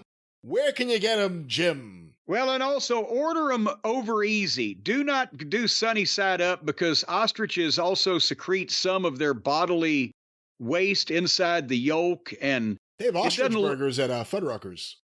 Well, yeah, but they milk them for all the eggs first. Before they die and cook them, they milk them for all the eggs? Yeah, they get all the eggs out first. Because the thing is, it's like deveining the shrimp. You know what that vein is on the shrimp? That's its poop chute. And if you ever get like a Chinese restaurant that's not looking real close, they're just kind of throwing things in there. If you see a dark line on the back of the shrimp running down from the handle to the head, that's its poop chute. They actually have a Box of Awesome that comes with a shrimp de-pooper. No, they do not. They should. That's a wonderful idea, actually, but they do not have that currently. Well, then I must have just gotten a stray delivery meant for somebody else when I got my de-pooper. But anyway, right now, folks, go to boxofawesome.com, enter the code JCE at checkout, and you're going to get 15% off your first box. That's just for you, just because we like you. Whether you want to de-poop that shrimp, whether you want to just mash on that box of fluffy ducks, whatever you want to do, boxofawesome.com, promo code JCE, 15% off your first box of awesome at boxofawesome.com. That's right. Box of Awesome. Our good friends with wonderful, fine items that will not be breathing when they arrive. But Jim. Well, and remember, ladies and gentlemen, make sure your shrimp is de-pooped. Many people are sickened every year from non-de-pooped shrimp. All right, I'll make sure to stay on top of that, or strip it of that, or whatever it may be. Well, whatever you do, stay on top of it. Don't stay underneath it. That's the last place you want to be when something's still pooping. Hold on, maybe this will help. How do we move on? Where are we going? That was definitely the shits. Let's talk about SmackDown. The echo is back. Yes, let's talk about SmackDown. SmackDown, we're smacking down. They were in Tulsa, Oklahoma for SmackDown on August the 9th at the BOK Center. Is this a new building out there, Brian? When's the last time you were in Tulsa? I've flown over Tulsa. I've never stopped in the wonderful town of Tulsa. You didn't even get the urge to fucking get a rope and just hang down and get a better view of it on your way across? No, not really. Well, every time I pass over Oklahoma, I always think, where was Bill Watts hanging out? That's what I always think. Well, out by his swimming pool where he had a big tall fence so you couldn't see him. That's how he was able to hang out without being arrested. But apparently it's a new building. They had 11,098 fans in this building. The Assembly Center and the Fairgrounds Coliseum back in the Mid-South days maxed out at about 7,500, 8,000-ish. So they couldn't have got this many people in the building back then. And you don't usually see that in Oklahoma anymore. These giant wrestling crowds. Apparently they can draw money anywhere. Just give them paper and a green crayon. So Cody made his entrance, and there was the hugs and the autographs and the whoa, and the Cody chants and the cheers. It's got to the point now, it was like these people had just been paroled from fucking Sing Sing, and they hadn't seen the outdoors when he just started. He said, Tulsa, ah! They wouldn't let him speak. They were cheering so loud. And then all he has to do is say, well, what's next? Who will I defend against at Bash in Berlin? And boom, here comes Solo's music. So it's to the point now where the babyface doesn't even really need to come out and cut a promo to get himself over. They're already goddamn creaming themselves that he's there to begin with, so he can just... He can set the premise up with one sentence, and here comes the heel. And off we go on our dramatic monologue for the evening. And Solo came out with the Tongas. Okay, now, Brian, are they fucking with us? What is it now? Is Fatu injured, not injured? They're taking advantage of this. It's really a shoot.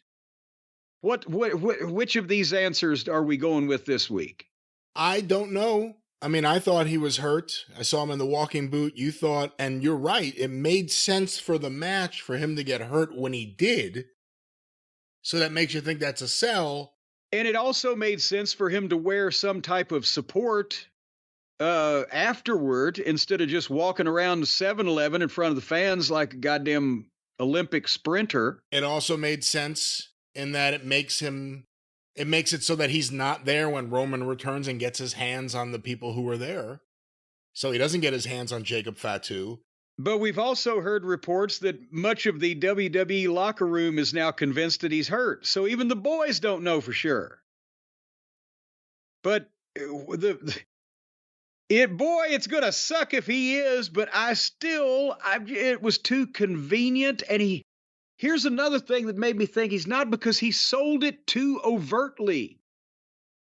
And if you go back and look, when most of the time, unless something breaks instantly and you drop like a fucking stone in a pond, when people do hurt something, they do everything they can not to show it if it's not supposed to be sold. And he was selling instantly to the point where that guy, if he was hurt and sold that big, that instantly, then he wouldn't have been in a walking boot. He'd have been in a goddamn wheelchair later on. So we'll see what happens. But it also worked here for this night that Jacob Fatu was not in the building, because Right. That's right. what would have happened if he had been? How could what happened have happened if it had happened that Jacob Fatu would have happened by? And the other thing is, when he's not there and Solo comes out with the two Tongas, you're looking for Jacob Fatu. Because he's established, he comes out of the crowd, he comes out of a corner, wherever he may be. So you don't know where he's coming from. Well, we know where Solo's coming from. He's coming from a position that he wants a rematch. He is pissed about SummerSlam. If it hadn't been for Roman Reigns, he would have been the champion. And he wants another chance. And Cody fired up on him and said, you lost the match. You caused Jacob Fatu to get hurt. And you're delusional if you think that you deserve a rematch. And at that point, of course, the Bloodline then begins to step into the ring in a menacing fashion when here comes Kevin Owens from the back door, slides in with two chairs, and they hold the Bloodline off at bay. And Solo's like, well, I'm going to deal with you later after I find Roman Reigns. And you think that the Bloodline leaves, music starts playing, you think that's it, and then they bring the music down. Because then Cody says, and I'll tell you what I think in a second, but I'm liking this. Cody pitches to Kevin Owens, Kevin, I want to talk to you. And he pitches the idea that he wants to defend the title against Kevin Owens in Berlin. Because he's, been there, he's had his back, he's blah, blah, blah, he deserves it. And Owens says, and boy, I bet they had to twist his arm to tell him the value in this storyline approach. But Owens says, I don't deserve a title match. I haven't earned it. Look at my win-loss record. And then the fans are like, you deserve it. And Cody wants to reward Owens for having his back, and he pumped him up and told him how great he was. And he said, I'm going back there now to tell Nick Aldis that I want this match, and I'm not going to let you say no. I will see you at the Bash in Berlin. And Owens was left looking fairly put off by the whole thing. What do you think, Brian? What do I think about what? Well, what do you think about this development where all of a sudden we've been talking about Cody can defend against this guy and that guy and the other guy? Kevin Owens' name didn't come up. Kevin Owens and Cody for the title in Berlin, out of nowhere. What the fuck is going on? I'm not crazy about it, and I'm going to guess that it's going to be part of a bigger thing. Because, again, the babyface world champion is saying that he wants to just give a world title shot. Usually it would be the babyface friend wants a world title shot, and it leads to something. This is going in the other direction. The babyface world champion wants to gift his friend, who hasn't won matches lately, a world title match, risking that he could lose the title to his friend. Wild card, bitches. I don't know. I mean, we'll see where they go. I didn't like the execution of it.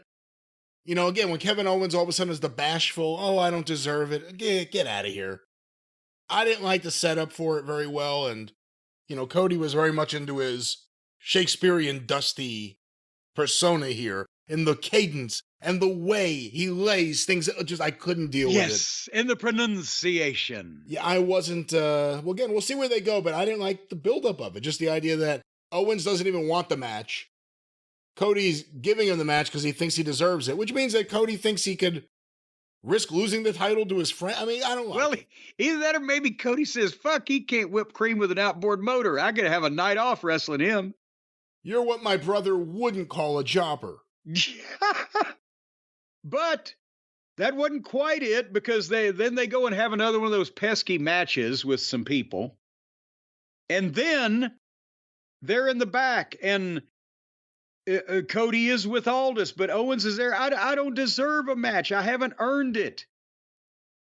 And Aldis said, well, it's a moot point because I'm going to go talk to Roman Reigns now about a title match. And then Owens said, what? Roman Reigns? Well, he he did this and he did that. And sure, he had the title for all this time, but that was because he had everybody else helping him, blah, blah, blah. And Owens works himself up, talking about all these reasons why Roman Reigns shouldn't get a title match. And then Aldis says, well, fine, then it'll be you versus Cody. And they're right back where they were. And I'm wondering if this might, here, the only thing is Orton's going to turn on Cody eventually for a big, that's either a Rumble, a Survivor Series, a WrestleMania. After Mania, man. After Mania, but it's it's one of the big three, I would think. I think it's right? It's a big Cody feud, yeah. Yeah. So is this an offbeat way to start Owens' heel turn? Because now we're looking at the number of baby faces they have that are fucking stars that are over. Should Owens? What if Owens gets taken out? Cody's gifting his friend a title match, and then between now and then, the Bloodline take out Owens. Okay, the only thing that makes me think that, I mean, that could still happen, but I wasn't leaning that way because of the fact that Owens was trying to talk him out of it and was reacting the way he was. Which was a little, that's why I said they may have to twist Owens' arm on the creative, because he could have said, oh, I appreciate it, Cody, but, I haven't been focusing on the world title, and I don't, soften himself somewhat. Like, I haven't been working wrestling singles matches, haven't got the one-loss record, whatever, but I don't deserve it. I haven't beat anybody with that. I don't know, but something is up. And I don't know how Owens places in the top babyface hierarchy anymore when it's been, several years now that he's been featured, and they got a bunch more baby faces that are more over now than he is. But he can be an annoying fucking heel. We know that much is true. But again, there's a weird way to start that off. This isn't him asking for a shot. This is him being given the gift of a shot. I guess we'll see where they go with it. Well, speaking of gifts, I wish somebody would give me a gift and take the putrid dullards off television. It's AEW level phony. Nobody believes their fucking goofy outfits, their prissy way of talking, their stupid flyers for their musical. It's ridiculous. This is the kind of shit that Vince was shoving at us, wasn't it? Yeah, I don't like this at all. I don't watch it, so I don't like it. Yeah.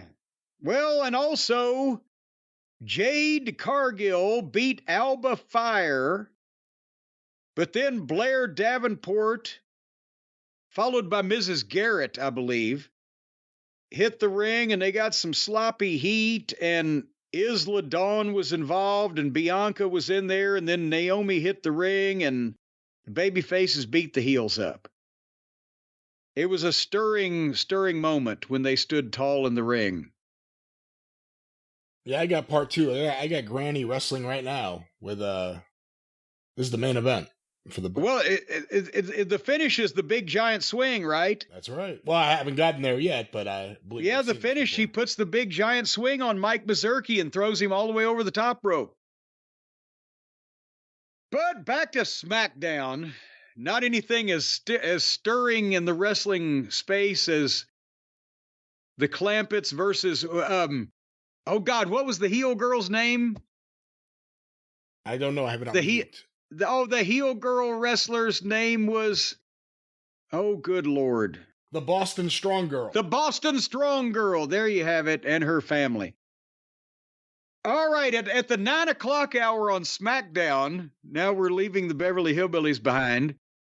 Out comes the new U.S. champion, the new U.S. champion, L.A. Knight, after he beat Logan Paul at SummerSlam to do an in-ring promo. He gets the big ovation. He gets the L.A. Knight chance. Lou Ferrigno was in the front row. Did you see that? I did. What the fuck was Lou Ferrigno doing in Tulsa, Oklahoma? showing everyone that you shouldn't be scared of steroids. Clearly, you can live. They said everyone was going to die at the age of 40 and they're going to get giant tumors. It was all a lie. Let's all get juiced up now. You think that lump in between his shoulders on top of his neck there wasn't tumorous? That was his head, Jim. Oh, I'm sorry. Well, anyway, Lou Ferrigno has been apparently sentenced to work release in Tulsa or something. And LA Knight does the promo about beating Logan Paul for the U.S. title, and the fans chant, "You deserve it!" Bunch of deserving people on the wrestling program these days. And as soon as LA Knight starts bragging about the win, here comes the music of Pablo Escobar with the Lucha Heels and Carmen J-Lo, whatever her fucking name is. And oh, Christ on a cracker. Is this going to be a program, or was this just for him to come out and... Well, yes, because he won the match for the U.S. So the point is, we're going to have to suffer through LA Knight and Escobar. Now that LA Knight's won the title, we thought, boy, he really needs to produce, and he did at SummerSlam. And Escobar? Did he always speak perfect English? Yeah, you're thinking of Andrade. No, I know. No, Andrade's a complete mumble mouth in whatever language, but Escobar, he did a promo with perfect English. I didn't remember he spoke like that. I wasn't expecting it. Yeah, I mean, it's not going to be exciting, but we'll see. Maybe it will be. Maybe LA Knight will turn it into something. We will see, but I skipped the Andrade match against Escobar. Yeah, well, Escobar may have spoke perfect English, but it wasn't a perfect promo because he brought the energy way down. And LA Knight fired it back up and said, well, you need to qualify and you're not good enough to beat me. And then LA Knight just left and Escobar wrestled Andrade for about 17 fucking minutes until Escobar won with a schoolboy and pulled the trunks. And then we the aforementioned Kevin Sullivan video that we discussed earlier, which was very well done and nice. But then we got Ciampa and Gargano against Pissy and Dookie. So they're actually letting them wrestle on television now, too. And so I skipped that.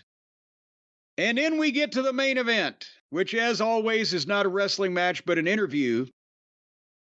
The Tongas were in the back telling Solo, we can't find Roman Reigns. He's not here. And Solo says, oh, he'll be here. And then they go to the ring, and we go to the break. And when we come back in the ring, son of a bitch, wouldn't you know, they couldn't find Roman Reigns in that building, but as soon as the Bloodline gets in the ring, the music guy's got his cue, the lighting guy's got his cue, everybody's all set. And basically Solo says, Roman, I'm the tribal chief now. If you call yourself tribal chief, and you want the lay, what do they call it? The umlau? Or the umagumma? The red lay. The red lay. That actually used to be a transmitted disease, but they came up with a vaccination. Stop. The red lay is, oh boy, I tell you what, it itched too. But if you want this, come and get it. And music, and here comes Roman. Did you see the way Tonga Loa was holding the belt? Yeah, it was awkward and potentially upside down. Every segment with him, there's something that goes awry. I've never seen anyone hold the belt like this. Everyone usually, when you hold the belt over your head, you know, the center plate is usually over your head. And you have a little bit of the strap in each hand. He had like right next to the center plate in one hand and the strap in the other. So it was a way that no one has ever held. Yes, it was like, here's half of this belt, and now I'll turn it around and show you the other half. Well, he's inexperienced yet. He's my favorite member of the Bloodline. You got to see him try to walk and chew gum at the same time. Fuck. Anyway, well, the people went crazy over Roman, and one finger is up everywhere, and the Tongas bail out on the floor to meet him, and he levels them and hits them with the stairs, and didn't look like he was necessarily taking every precaution for their safety with those fucking stairs. And then Roman and Solo stare at each other. He gets in the ring. They have the face-off, and then they have the fight. And he Superman punches Solo, and he goes for the spear, but old Tonga Loa pulls Solo out. And then Roman sees the lay and picks it up, and all the day you'll have good luck. Think about this. And somebody was talking about this on Twitter the other day. The WWE has gotten a fake Hawaiian airport souvenir and a homemade bracelet of CM Punk's more over than any championship belt in AEW. Because they've put importance in these things. And then when they come into play, people are like, ooh, instead of, oh, there's 14 of those, why do we care? So Roman picks the red lay up and starts to put it on. And there's Tama Tonga from behind, and they get on Roman. And Solo grabs the lay and leaves. And then Roman makes the comeback and spears Tonga Loa and spears Tama Tonga through the barricade, and then hammers Tonga Loa about 7 times with the chair, and then took a break, and it hit him about 5 more, while Solo was trash talking him from the entranceway. And I bet Tonga Loa's probably like, motherfucker, why do I have to be the fucking flunky? But I mean, now Roman Reigns is a mega baby face. Roman short term will be hotter than Cody. And you've still got LA Knight and Randy Orton and fucking this guy and that guy and the other fucking guy. And Jacob Fatu not being there means he didn't have to take a bump for Roman. Yeah, you couldn't have done this with Jacob Fatu in the building and kept Jacob Fatu's aura that they've spent the past month building up. He would have had to have done something.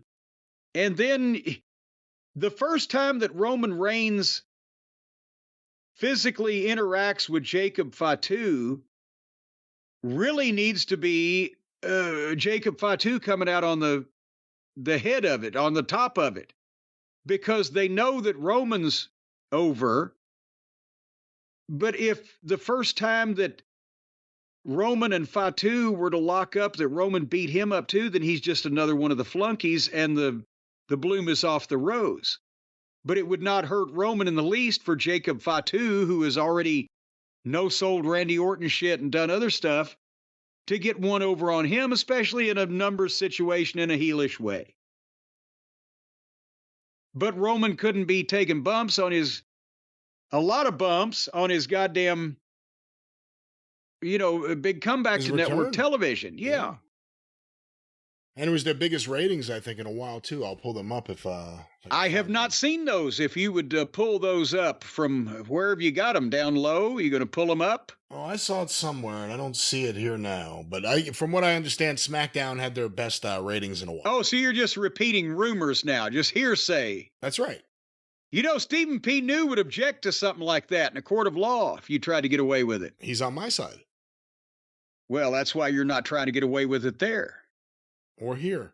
Where are we? I don't know. Where are we? See, that was the wrong note. There's an echo. There's this weird echo. Well, that was the end of SmackDown. Not for good. They're going to come back and do another one next week, but just that particular program.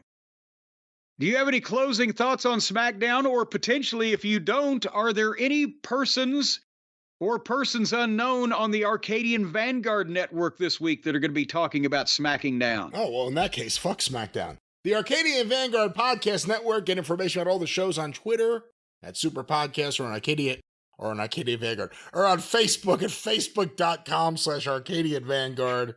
A few notes, of course. The wrestling news each and every day, wherever you find your favorite podcast, or download it directly from thewrestlingnews.com, your free daily wrestling newscast, when other websites are raising their prices for you to get access to news that will be publicly available in seconds. We give it to you for free in seconds, or minutes it may be. TheWrestlingNews.com. Once again, wherever you find your favorite podcast. Want to make mention of the latest episode, or two actually, of Shut Up and Wrestle with Brian Solomon. Some interesting episodes. Mike Clark formerly of the Jack Tunney Toronto office, returns to the show. Also, recent episode with Sam Adonis. Hear what it's like being a top heel in Mexico, but appreciating the past. SUAWpod.com. Available wherever you find your favorite podcasts. And of course, the 605 Super Podcast, The Mothership! Oh, you see that? You're failing us left and right. But we never fail you. Go through the archive, 605pod.com. You've gone silent. Are you embarrassed? What's going on over there? I don't know who you're talking to. You're talking saying to you. You failed us. How did I fail you? We only got half the sound that you played. Let me hear it. Hold on.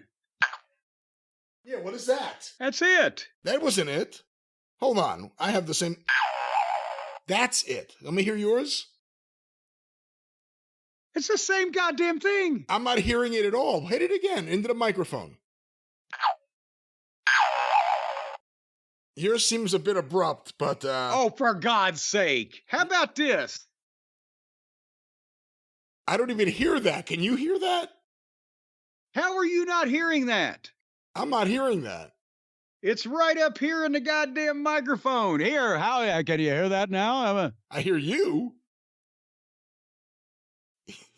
I have no idea. What the hell is the matter with now? You made me think. What is the microphone's broken or something? Maybe so, but I definitely didn't hear your spring.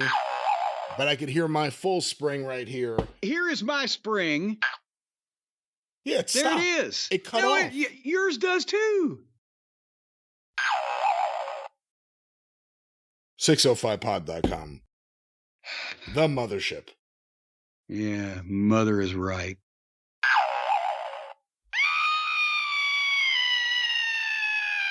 Well, that goes a long time, that one.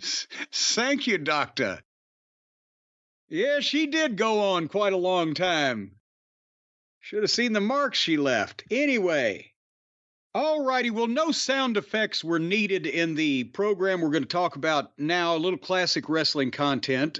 We've heard about this documentary being worked on and was scheduled for release. It is out now. It has escaped.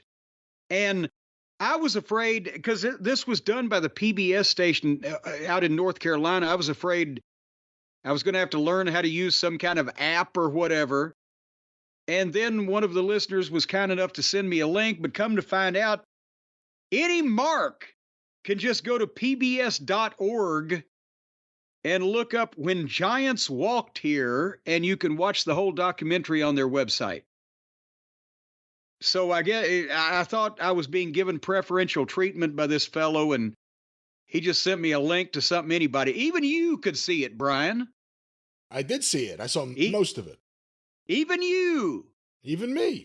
Even you. Anyway, it's a documentary on Dorton Arena in Raleigh, which may sound a little dry, until we say that it focuses primarily on wrestling was the top attraction at Dorton Arena for the first almost 30 years of its existence. Dorton Arena in Raleigh is also on the Register of Historic Places nationally. It's a worldwide, world-known architectural phenomenon because of the way it's built. It's in that parabolic curve.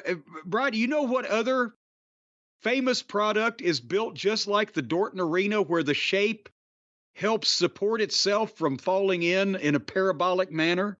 What's that? Pringles potato chips. Think about them. Pringles in the can.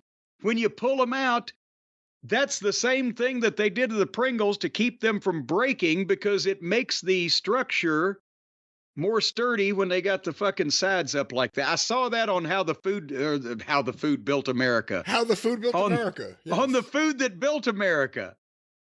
On the backs of food. That's how. On the backs of food, yes. Anyway. Hey, I thought that was actually some of the most interesting stuff was, although the historian or expert, whatever he was, may have been a bit dry, the stuff about the architecture and the history of why it was built and how it was built, I thought that was great. Yeah, and I didn't know a lot of these things, about the building itself, but apparently, and this took quite a while after the or during the post-World War II boom, North Carolina wanted to pave more of their roads. I can imagine what the roads looked like in the late 40s out there. And they wanted to build new buildings. And J.S. Dorton was the director of the fairgrounds, and he led the development of the arena. And they had the original plans and drawings and different sketches on what it might look like. And the architect that built it was a famous Polish architect. He settled in Raleigh, and he worked on the project. It took years between the Korean War delaying it and all that stuff. And then before they built the thing, he died in a plane crash, the architect. So the city rallied because he was a popular guy and completed the arena. In, I think, the early 60s is when they opened it up, or at least when wrestling got there. But they had not only some of the wrestlers talking heads, we'll talk about George South and Jimmy Valiant, but also some of the famous fans from the area. Brad Stutz, he was on there. John Hitchcock from Parts Unknown. Tom Sorensen was the guy that did the wrestling column in the Charlotte Observer and did a number of pieces on me and everybody in Crockett Promotions in the 80s. And Bruce Mitchell, good to see he's still fighting, man. Well, no, leprosy is a hell of a disease. And to see, you know, he made it to the sit down and only lost a couple of fingers. It was, you know, anyway, it's good to see, even in that kind of desiccated condition. The last time you ever mentioned the last time you mentioned him on the show, you said he looked like he was decomposing. Well, that's why I'm saying, you know, they've apparently that spirit gum that they got to hold his facial skin on is working. But anyway, nice to see a picture recognition of Joe Murnick, Carl and Elliot Murnick's father. Carl and Elliot were brothers, obviously, and they were major local promoters for Jim Crockett when I was there, but their father, Joe Murnick, was partners with Jim Crockett Sr. and started, the Murnicks ran everything at one point in the eastern half of North Carolina and some of the Virginia spot shows. But the thing about Dorton Arena, David Crockett was on and mentioned it. It was the biggest arena in those days in eastern North Carolina because all of the major population centers, Charlotte, Greensboro, Winston-Salem, Asheville, they're all on the western part of the state. Out east by toward the coast, Wilmington didn't have any major arena indoors. The big shows there, wrestling shows that would draw 4,000 or 5,000 people, were outdoors in the summer at Legion Stadium. That's where Flair and Valentine and those guys were going when the plane crashed. And Greenville, North Carolina, didn't have a big building. Fayetteville, the Cumberland County Memorial Arena, seated like 4,000. So Dorton Arena in Raleigh, and Raleigh is still one of those other Tri-Cities operations over there next to Durham, and that was the big place in eastern North Carolina. And that's why, you know, a lot of the guys that grew up there that got in the business always wanted to work there, and because it was kind of like their Mid-South Coliseum or their Omni or their Madison Square Garden. But originally, and I think probably throughout the 60s and 70s, Raleigh was a more important market for Crockett Promotions than it became in the 80s, because that's when they were still running exclusively North and South Carolina and Virginia. By the time I got there, Raleigh had switched from Tuesday night to Wednesdays, and it was starting to be every week they didn't get the big card because Crockett was expanding. But for years, the Tuesday night matches were because they did TV at WRAL, which was at one time, along with, I think, WBT in Charlotte, the biggest television station in the state.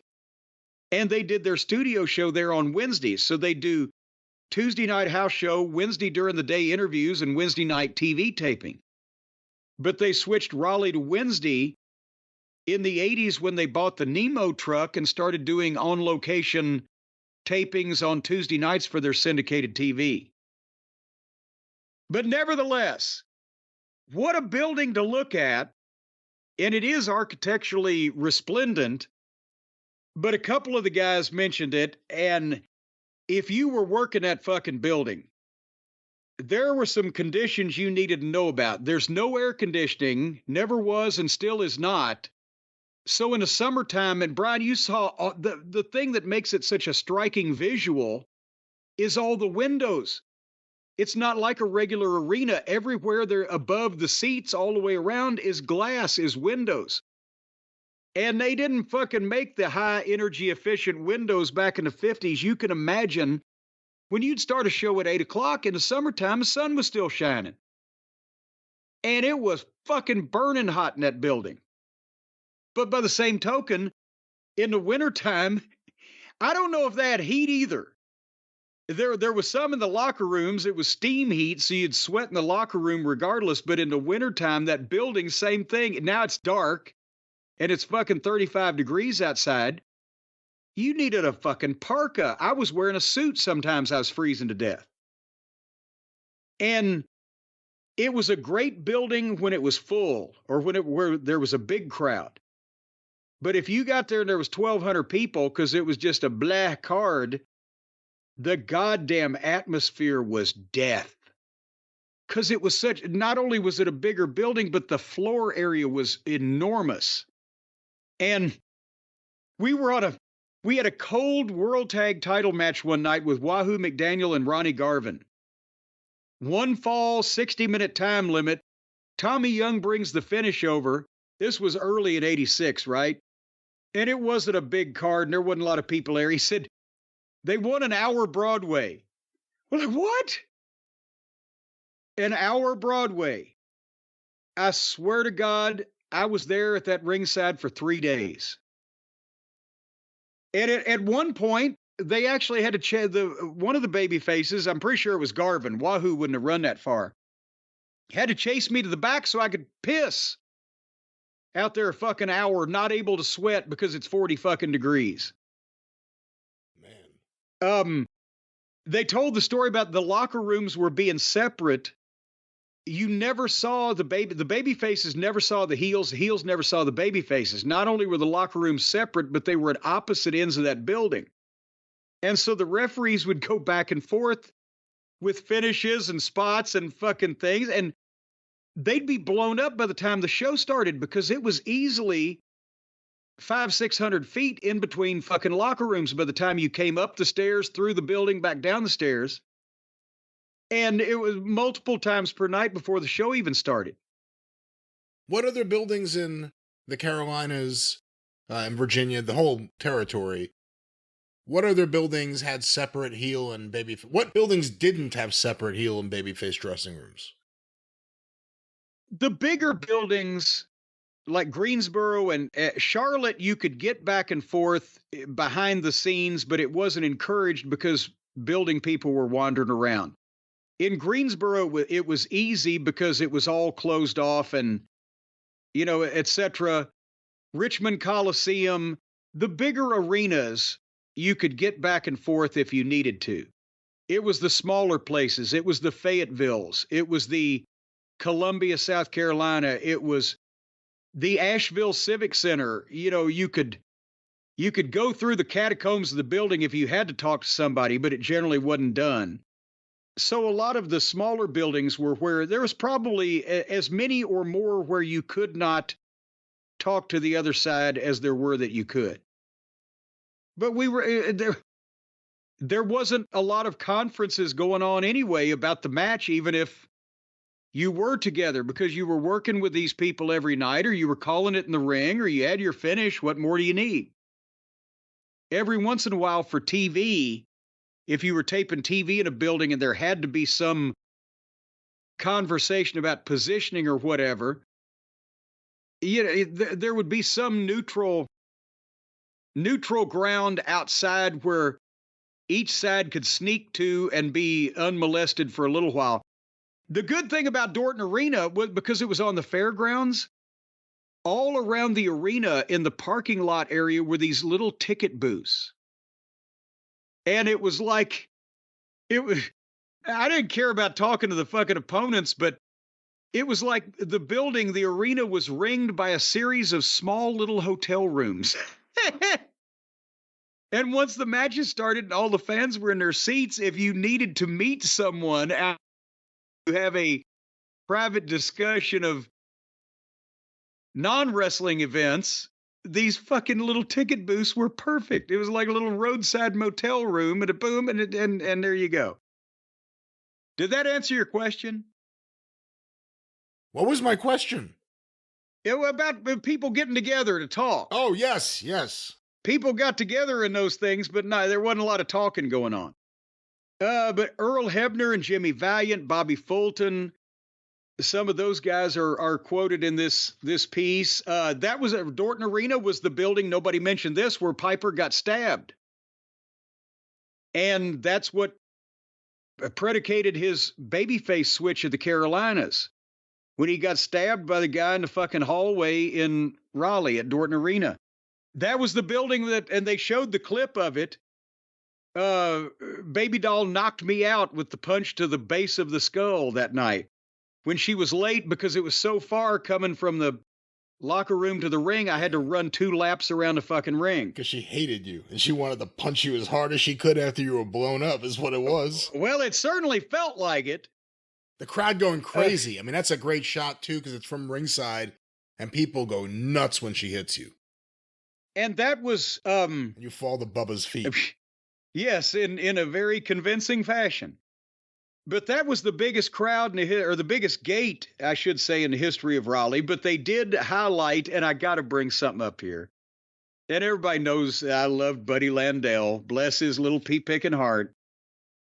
But when they brought Buddy in to be Nature Boy Buddy Landell, put him with J.J. Dillon in the Carolinas, that's when Flair to the home territory people was a babyface. Flair was still, as world champion, a heel everywhere else, but he had become a babyface to Carolinas. And so Landell comes in, and they have the Battle of the Nature Boys, and that was, again, what Buddy was proud of to his dying day and was a big story. They sold out Dorton Arena in July of '85 for Flair versus Landell in a Battle of the Nature Boys in a thunderstorm. That's how much interest was in. They had a match in Greensboro, and they were going to do, more in the future. But then when George South told the story, and I'm not blaming George South, because Buddy Landell told him this story, and Buddy could tell a very convincing story. But Buddy told George, and George said, well, Flair was tired. He needed to spend more time with his family. He was going to take time off. Buddy was going to get the belt and run for, I think, a couple of years. But it didn't happen because then poor Brad Stutz said the next TV taping after this sellout was when Buddy overslept in Atlanta. Yeah, it was about 4 or 5 months later. Oh, my favorite is Jimmy Valiant. Like, oh no, Buddy. No, I knew what he was going to do. What was he going to do? He's going to party like everyone else does. Yes. He's you didn't know he was going to oversleep. Stay with me, brother. I got an extra. No, Buddy was riding with Joel Deaton, Thunderfoot. Joel Deaton of the Wild Bunch in Japan, at All Japan years ago. And Joel went to bed and Buddy went out. And Buddy came back in while Joel was asleep, and Joel got up to go to TV, and Buddy, get up. And then the phone calls came from TBS, from JJ, and whatever the fuck. And finally, Buddy draggled in about noon and got himself fired. But the point is, nobody was never going to be the NWA World Champion at that juncture. I'm not saying there wasn't much more NWA World Champion to be had in 1985. By 89, 90 was over with, but that wasn't the time. Can you imagine if Buddy Landell had been the NWA World Champion from fall 85 for a couple years till maybe fall 87?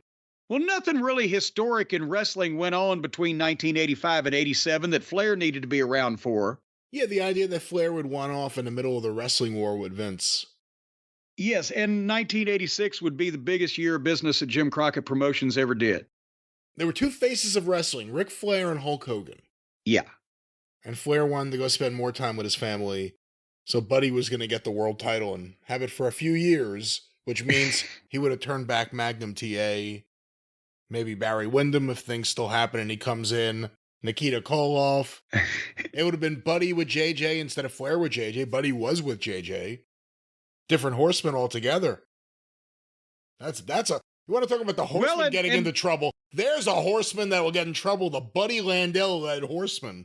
Boy, howdy. The thing is, JJ was with Buddy, and the whole thing with JJ and Tully came after Buddy overslept. So part of that possibly would have happened. But anyway, again, not knocking George South. He told a story. Buddy told it to him. It's a good story. Doesn't stand up to independent scrutiny. But anyway, when Crockett expanded, he's running more shows, he's running more towns, they started neglecting the Carolinas somewhat. As I said, like by 1986, you could tell there were starting to be some chips because not only did Buddy and Rick sell the place out in 85, but when we did that big TV taping with the Midnight and the Warriors, and I think it was Flair and the Horsemen against Dusty and the Superpowers or the Road Warriors or whatever on top, that was $74,000 and sold out in 1986. That it would be the equivalent of about what, almost $250,000 house in today's money. And that wasn't even a Great American Bash date. That was just a loaded card in Raleigh at that point. But on some of the other weeks, you'd have the Midnight versus Wahoo and Ronnie in a cold match for the title, and you'd have 1,200 people. And that was the year they started kind of neglecting Greenville, South Carolina, that had been one of their major markets. In 1986, Greenville, for 40 wrestling events, grossed $600,000. By 1988, you could barely get 1,000 people in a fucking building. So, and by the way, $600,000, almost 40 years later, that Greenville, South Carolina was the equivalent of a $2 million a year town for Crockett, and it was one of his B towns. So that was what started the chink in the armor. And then when Turner Broadcasting bought the thing in 88, most of the Carolinas towns went dark, and the fans got pissed. They wanted to run the big cities. They wanted to run Los Angeles and Dallas and this and that. And the big cities didn't draw what the Carolinas towns did. Then when they tried to go back to the Carolinas towns, the fans were like, oh, fuck you. Now you need us. This was ours. You took it away from us. Remember, I told a story when I said, why did you book Greensboro on a fucking Wednesday night? I was at a production meeting. I was asking Pedicino, who was working in the office then. He said, well, they wanted to save Saturday nights for, the big markets. I said, what is bigger than Greensboro? And I got my books out and I showed him how Greensboro over the last year had outdrawn St. Louis and Chicago and this town and that town. And then he said, well, I didn't realize that. I said, you people are working in a fucking office.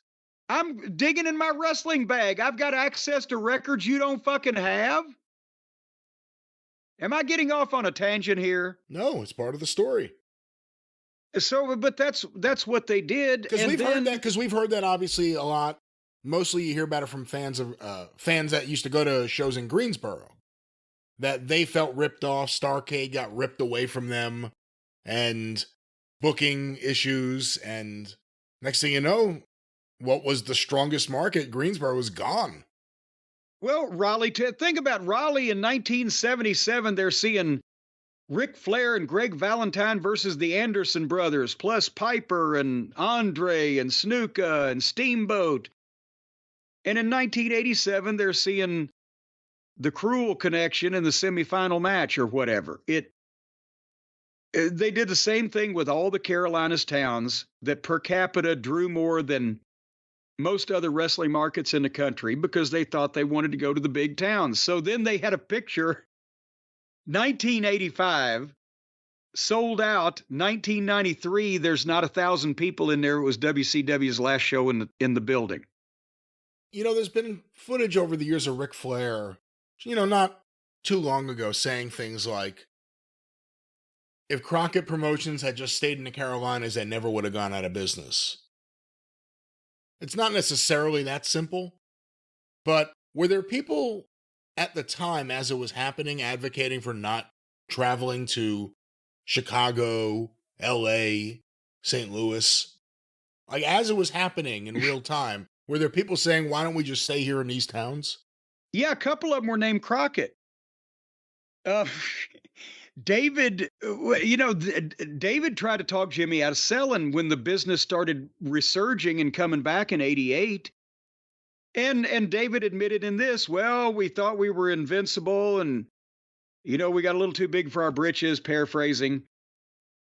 But it would have been very difficult for Jim Crockett Promotions had they stayed in the Carolinas and on the eastern seaboard where they were established and could draw from Chicago over to Baltimore and Philadelphia and the Carolinas in the southeast, and add Georgia to that. They wouldn't have been, they had the national television, so they would have been a presence. They wouldn't have been as competitive with Vince for the 84 to 87 period that they were, but they would have been healthier financially by not spending the money to expand the TV network and expand the live events and absorb all those promotions that they, Kansas City, Florida, Mid-South, UWF, whatever. So eventually, Vince may have still taken over the entire country for wrestling, but it would be hard to figure how that Jim Crockett Promotions and wrestling in the Carolinas couldn't exist in some form, regardless of what. Maybe they wouldn't have kept Ric Flair, but maybe Flair would have run with Vince and then come back because he didn't want to move out of the fucking Carolinas. Vince didn't eat up every single piece of talent that would have supplied a secondary promotion with a lot of good talent from 88 to 98. Company under TBS was being run, and the fact that TBS eliminated all of the markets that their wrestling show could go to, that it was proven that it was popular, that it was more over than anything else. They either didn't run them or they watered the product down so bad to look like Vince's that the people in those markets didn't want to go see it anymore. That's the problem. Eventually, everything was chasing Vince. Yes. And, you know, so you did something that somebody else is doing, but not as good, instead of doing something completely different than anybody else was doing that was already successful. So they have mismanagement on different levels. Crockett just got too big, too fast, and took bad advice. TBS disrupted and dismembered the whole goddamn thing and made it something completely different that nobody wanted to see for years and years. But there you have it. And then finally, in 2016, Big Time Wrestling ran. I was on that show. They ran Spartanburg the night before. Baby Doll beat me up. And then that night in Raleigh, Jimmy Valiant spanked me with my tennis racket. But it was fun to go back. But I've done that now. I don't need to go back anymore. I just love Jimmy Valiant retelling the story of trying to beg Buddy Landel to not go out. And now here's the thing. Imagine Jimmy in his day was not the best influence on anybody, but he would have been a better influence than probably most of the people that Buddy Landel were hanging around with. Oh, brother, stay in. Get a glass table. Oh, maybe that's not a good idea for you. Get a table. No, wait. See, that was Klondike Bill's gimmick, and somehow it got hung on Jimmy Valiant. I don't know how. You know, someone recently emailed us about that story, and they said they asked him about it. I don't know how it comes up at a convention, probably because Jimmy's trying to sell something. And Jimmy was like, no, man, it's not true at all. It's not true at all. It was the Midnight Express. Hey, no, come on now. Not the rock and roll, but the Midnight Express.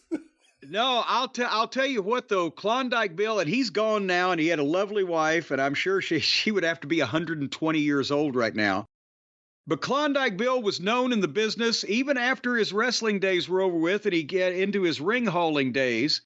Not only was he the undisputed NWA World Pussy Eating Champion, but he had a record going that he had scored with more hotel maids in the Carolinas than any other living human. And those glass top coffee tables would come into play that they had in those roadside motels back in those days. And somehow that's all I can say. And you're saying somehow that got attributed to Jimmy Valiant? Well, I'd heard it from Klondike Bill's own lips, but I never even suspectified it about Handsome Jimmy. And suddenly, you know, it seems like it's just too similar a story. By the way, is the story that Big Mama's doing it, or just that it's a generic woman? No, it's just, you know, a generic one of the, well, it depends on whether it's number one or number two, depending on the story. It was shit. I'm pretty sure the story was shit. Well, it started out with the P. I don't know. And that. then, Is but that, P is that rhymes with heard? Hold on, we're getting capital details. P, which rhymes with T, and that stands for trouble. We're getting details no. we've never heard before here now. Well, no, that's the way the story was told to me by Klondike Bill, that you know, you could lay under the table, and if she peed on the table, it made interesting geometric designs. Just like the Dorton Arena. Yes, yeah, like it's parabolic. You know, they wanted it to be this state-of-the-art arena. Why didn't you put it in an air conditioner? That would have been state-of-the-art. Well, now, but we're talking about mid-50s when they were putting this thing together. Air conditioning wasn't widespread at that point, some places down south. In state-of-the-art buildings from the architect who designed the United Nations, I think they would know a little bit about it. Well, he was Polish, too, now. Right? Well, you never know about them Polish. You stop. You see, you can't do that. That's not nice. We can't tell jokes about them anymore either. No, all jokes are out. All jokes have to be about objects. Like, hey, look at this frying pan. Hey, look at this. I have a bottle on my desk. Like that. That's the kind How of many jokes. frying pans does it take to change a light bulb in Dorton Arena? How many? 3 glass tables. How many union guys does it take to change a light bulb at Madison Square Garden? I don't think they've hired them all yet. 25. You got a problem? You know, where was it? We were in Atlantic City, that big convention building, right? For a WWF taping. The Raw. Hall. Yeah, they did a Raw there one time, right? And we go up, and the place was built in the goddamn Ulysses Grant administration, it looks like. And we go up to this big room that we're going to have this production meeting in, and there aren't enough chairs. So I think I told Jerry Briscoe, I said, I'll go down and get us a couple of chairs. So I'm walking down, a guy said, oh, you can't do that. It's a union building. I said, what do you mean? He said, you got to have the union people bring the chair. I said, a chair for me and my friend to sit in. No, they got to be the one carrying the chairs. I said, well, tell them to get their fucking ass up here with some chairs because I'm tired. Well, I stood there for about 5 or 6 minutes, and no chairs materialized. So I walked my goddamn ambulatory, able-bodied ass down the stairs and picked up 3 fucking chairs. One for me, one for Jerry Briscoe, and an extra one just to be neighborly. And I walked right past that fucking guy on the way up when I was carrying him, and I said, your union guys ain't quick enough. And they went and complained. Yeah, there was a guy carrying chairs over there. And somebody, probably Jim Ross, came, were you carrying chairs? I said, yes. And I'm sitting in the chair I was carrying, and Jerry's sitting in the other one. And if that guy don't like it, I'm willing to go home right now and forget this whole fucking show. And then we had our meeting, and I don't know what happened to the guy with the fucking chair fetish. Was that the trip to Atlantic City where they destroyed was it Atlantic City where they destroyed your windshield? No, yes. Wait a minute now. God damn it. Is there another resort type place with a big building in New Jersey? Resort at that time? Well, you know what I'm saying, on the beach or with things going on. I mean, Wildwood, but I don't think they were running Raw. Yeah. Well, you know what? Yeah, as a matter of fact, then yes, Raw in Atlantic City, the big old building. That was the same night they broke my fucking windshield. There it is. That was the barter to get the union not to kill you. They let them destroy your car. You know, that might be a good time to close the program, Brian. Well, death usually is a good way to end the show. Swami's barking.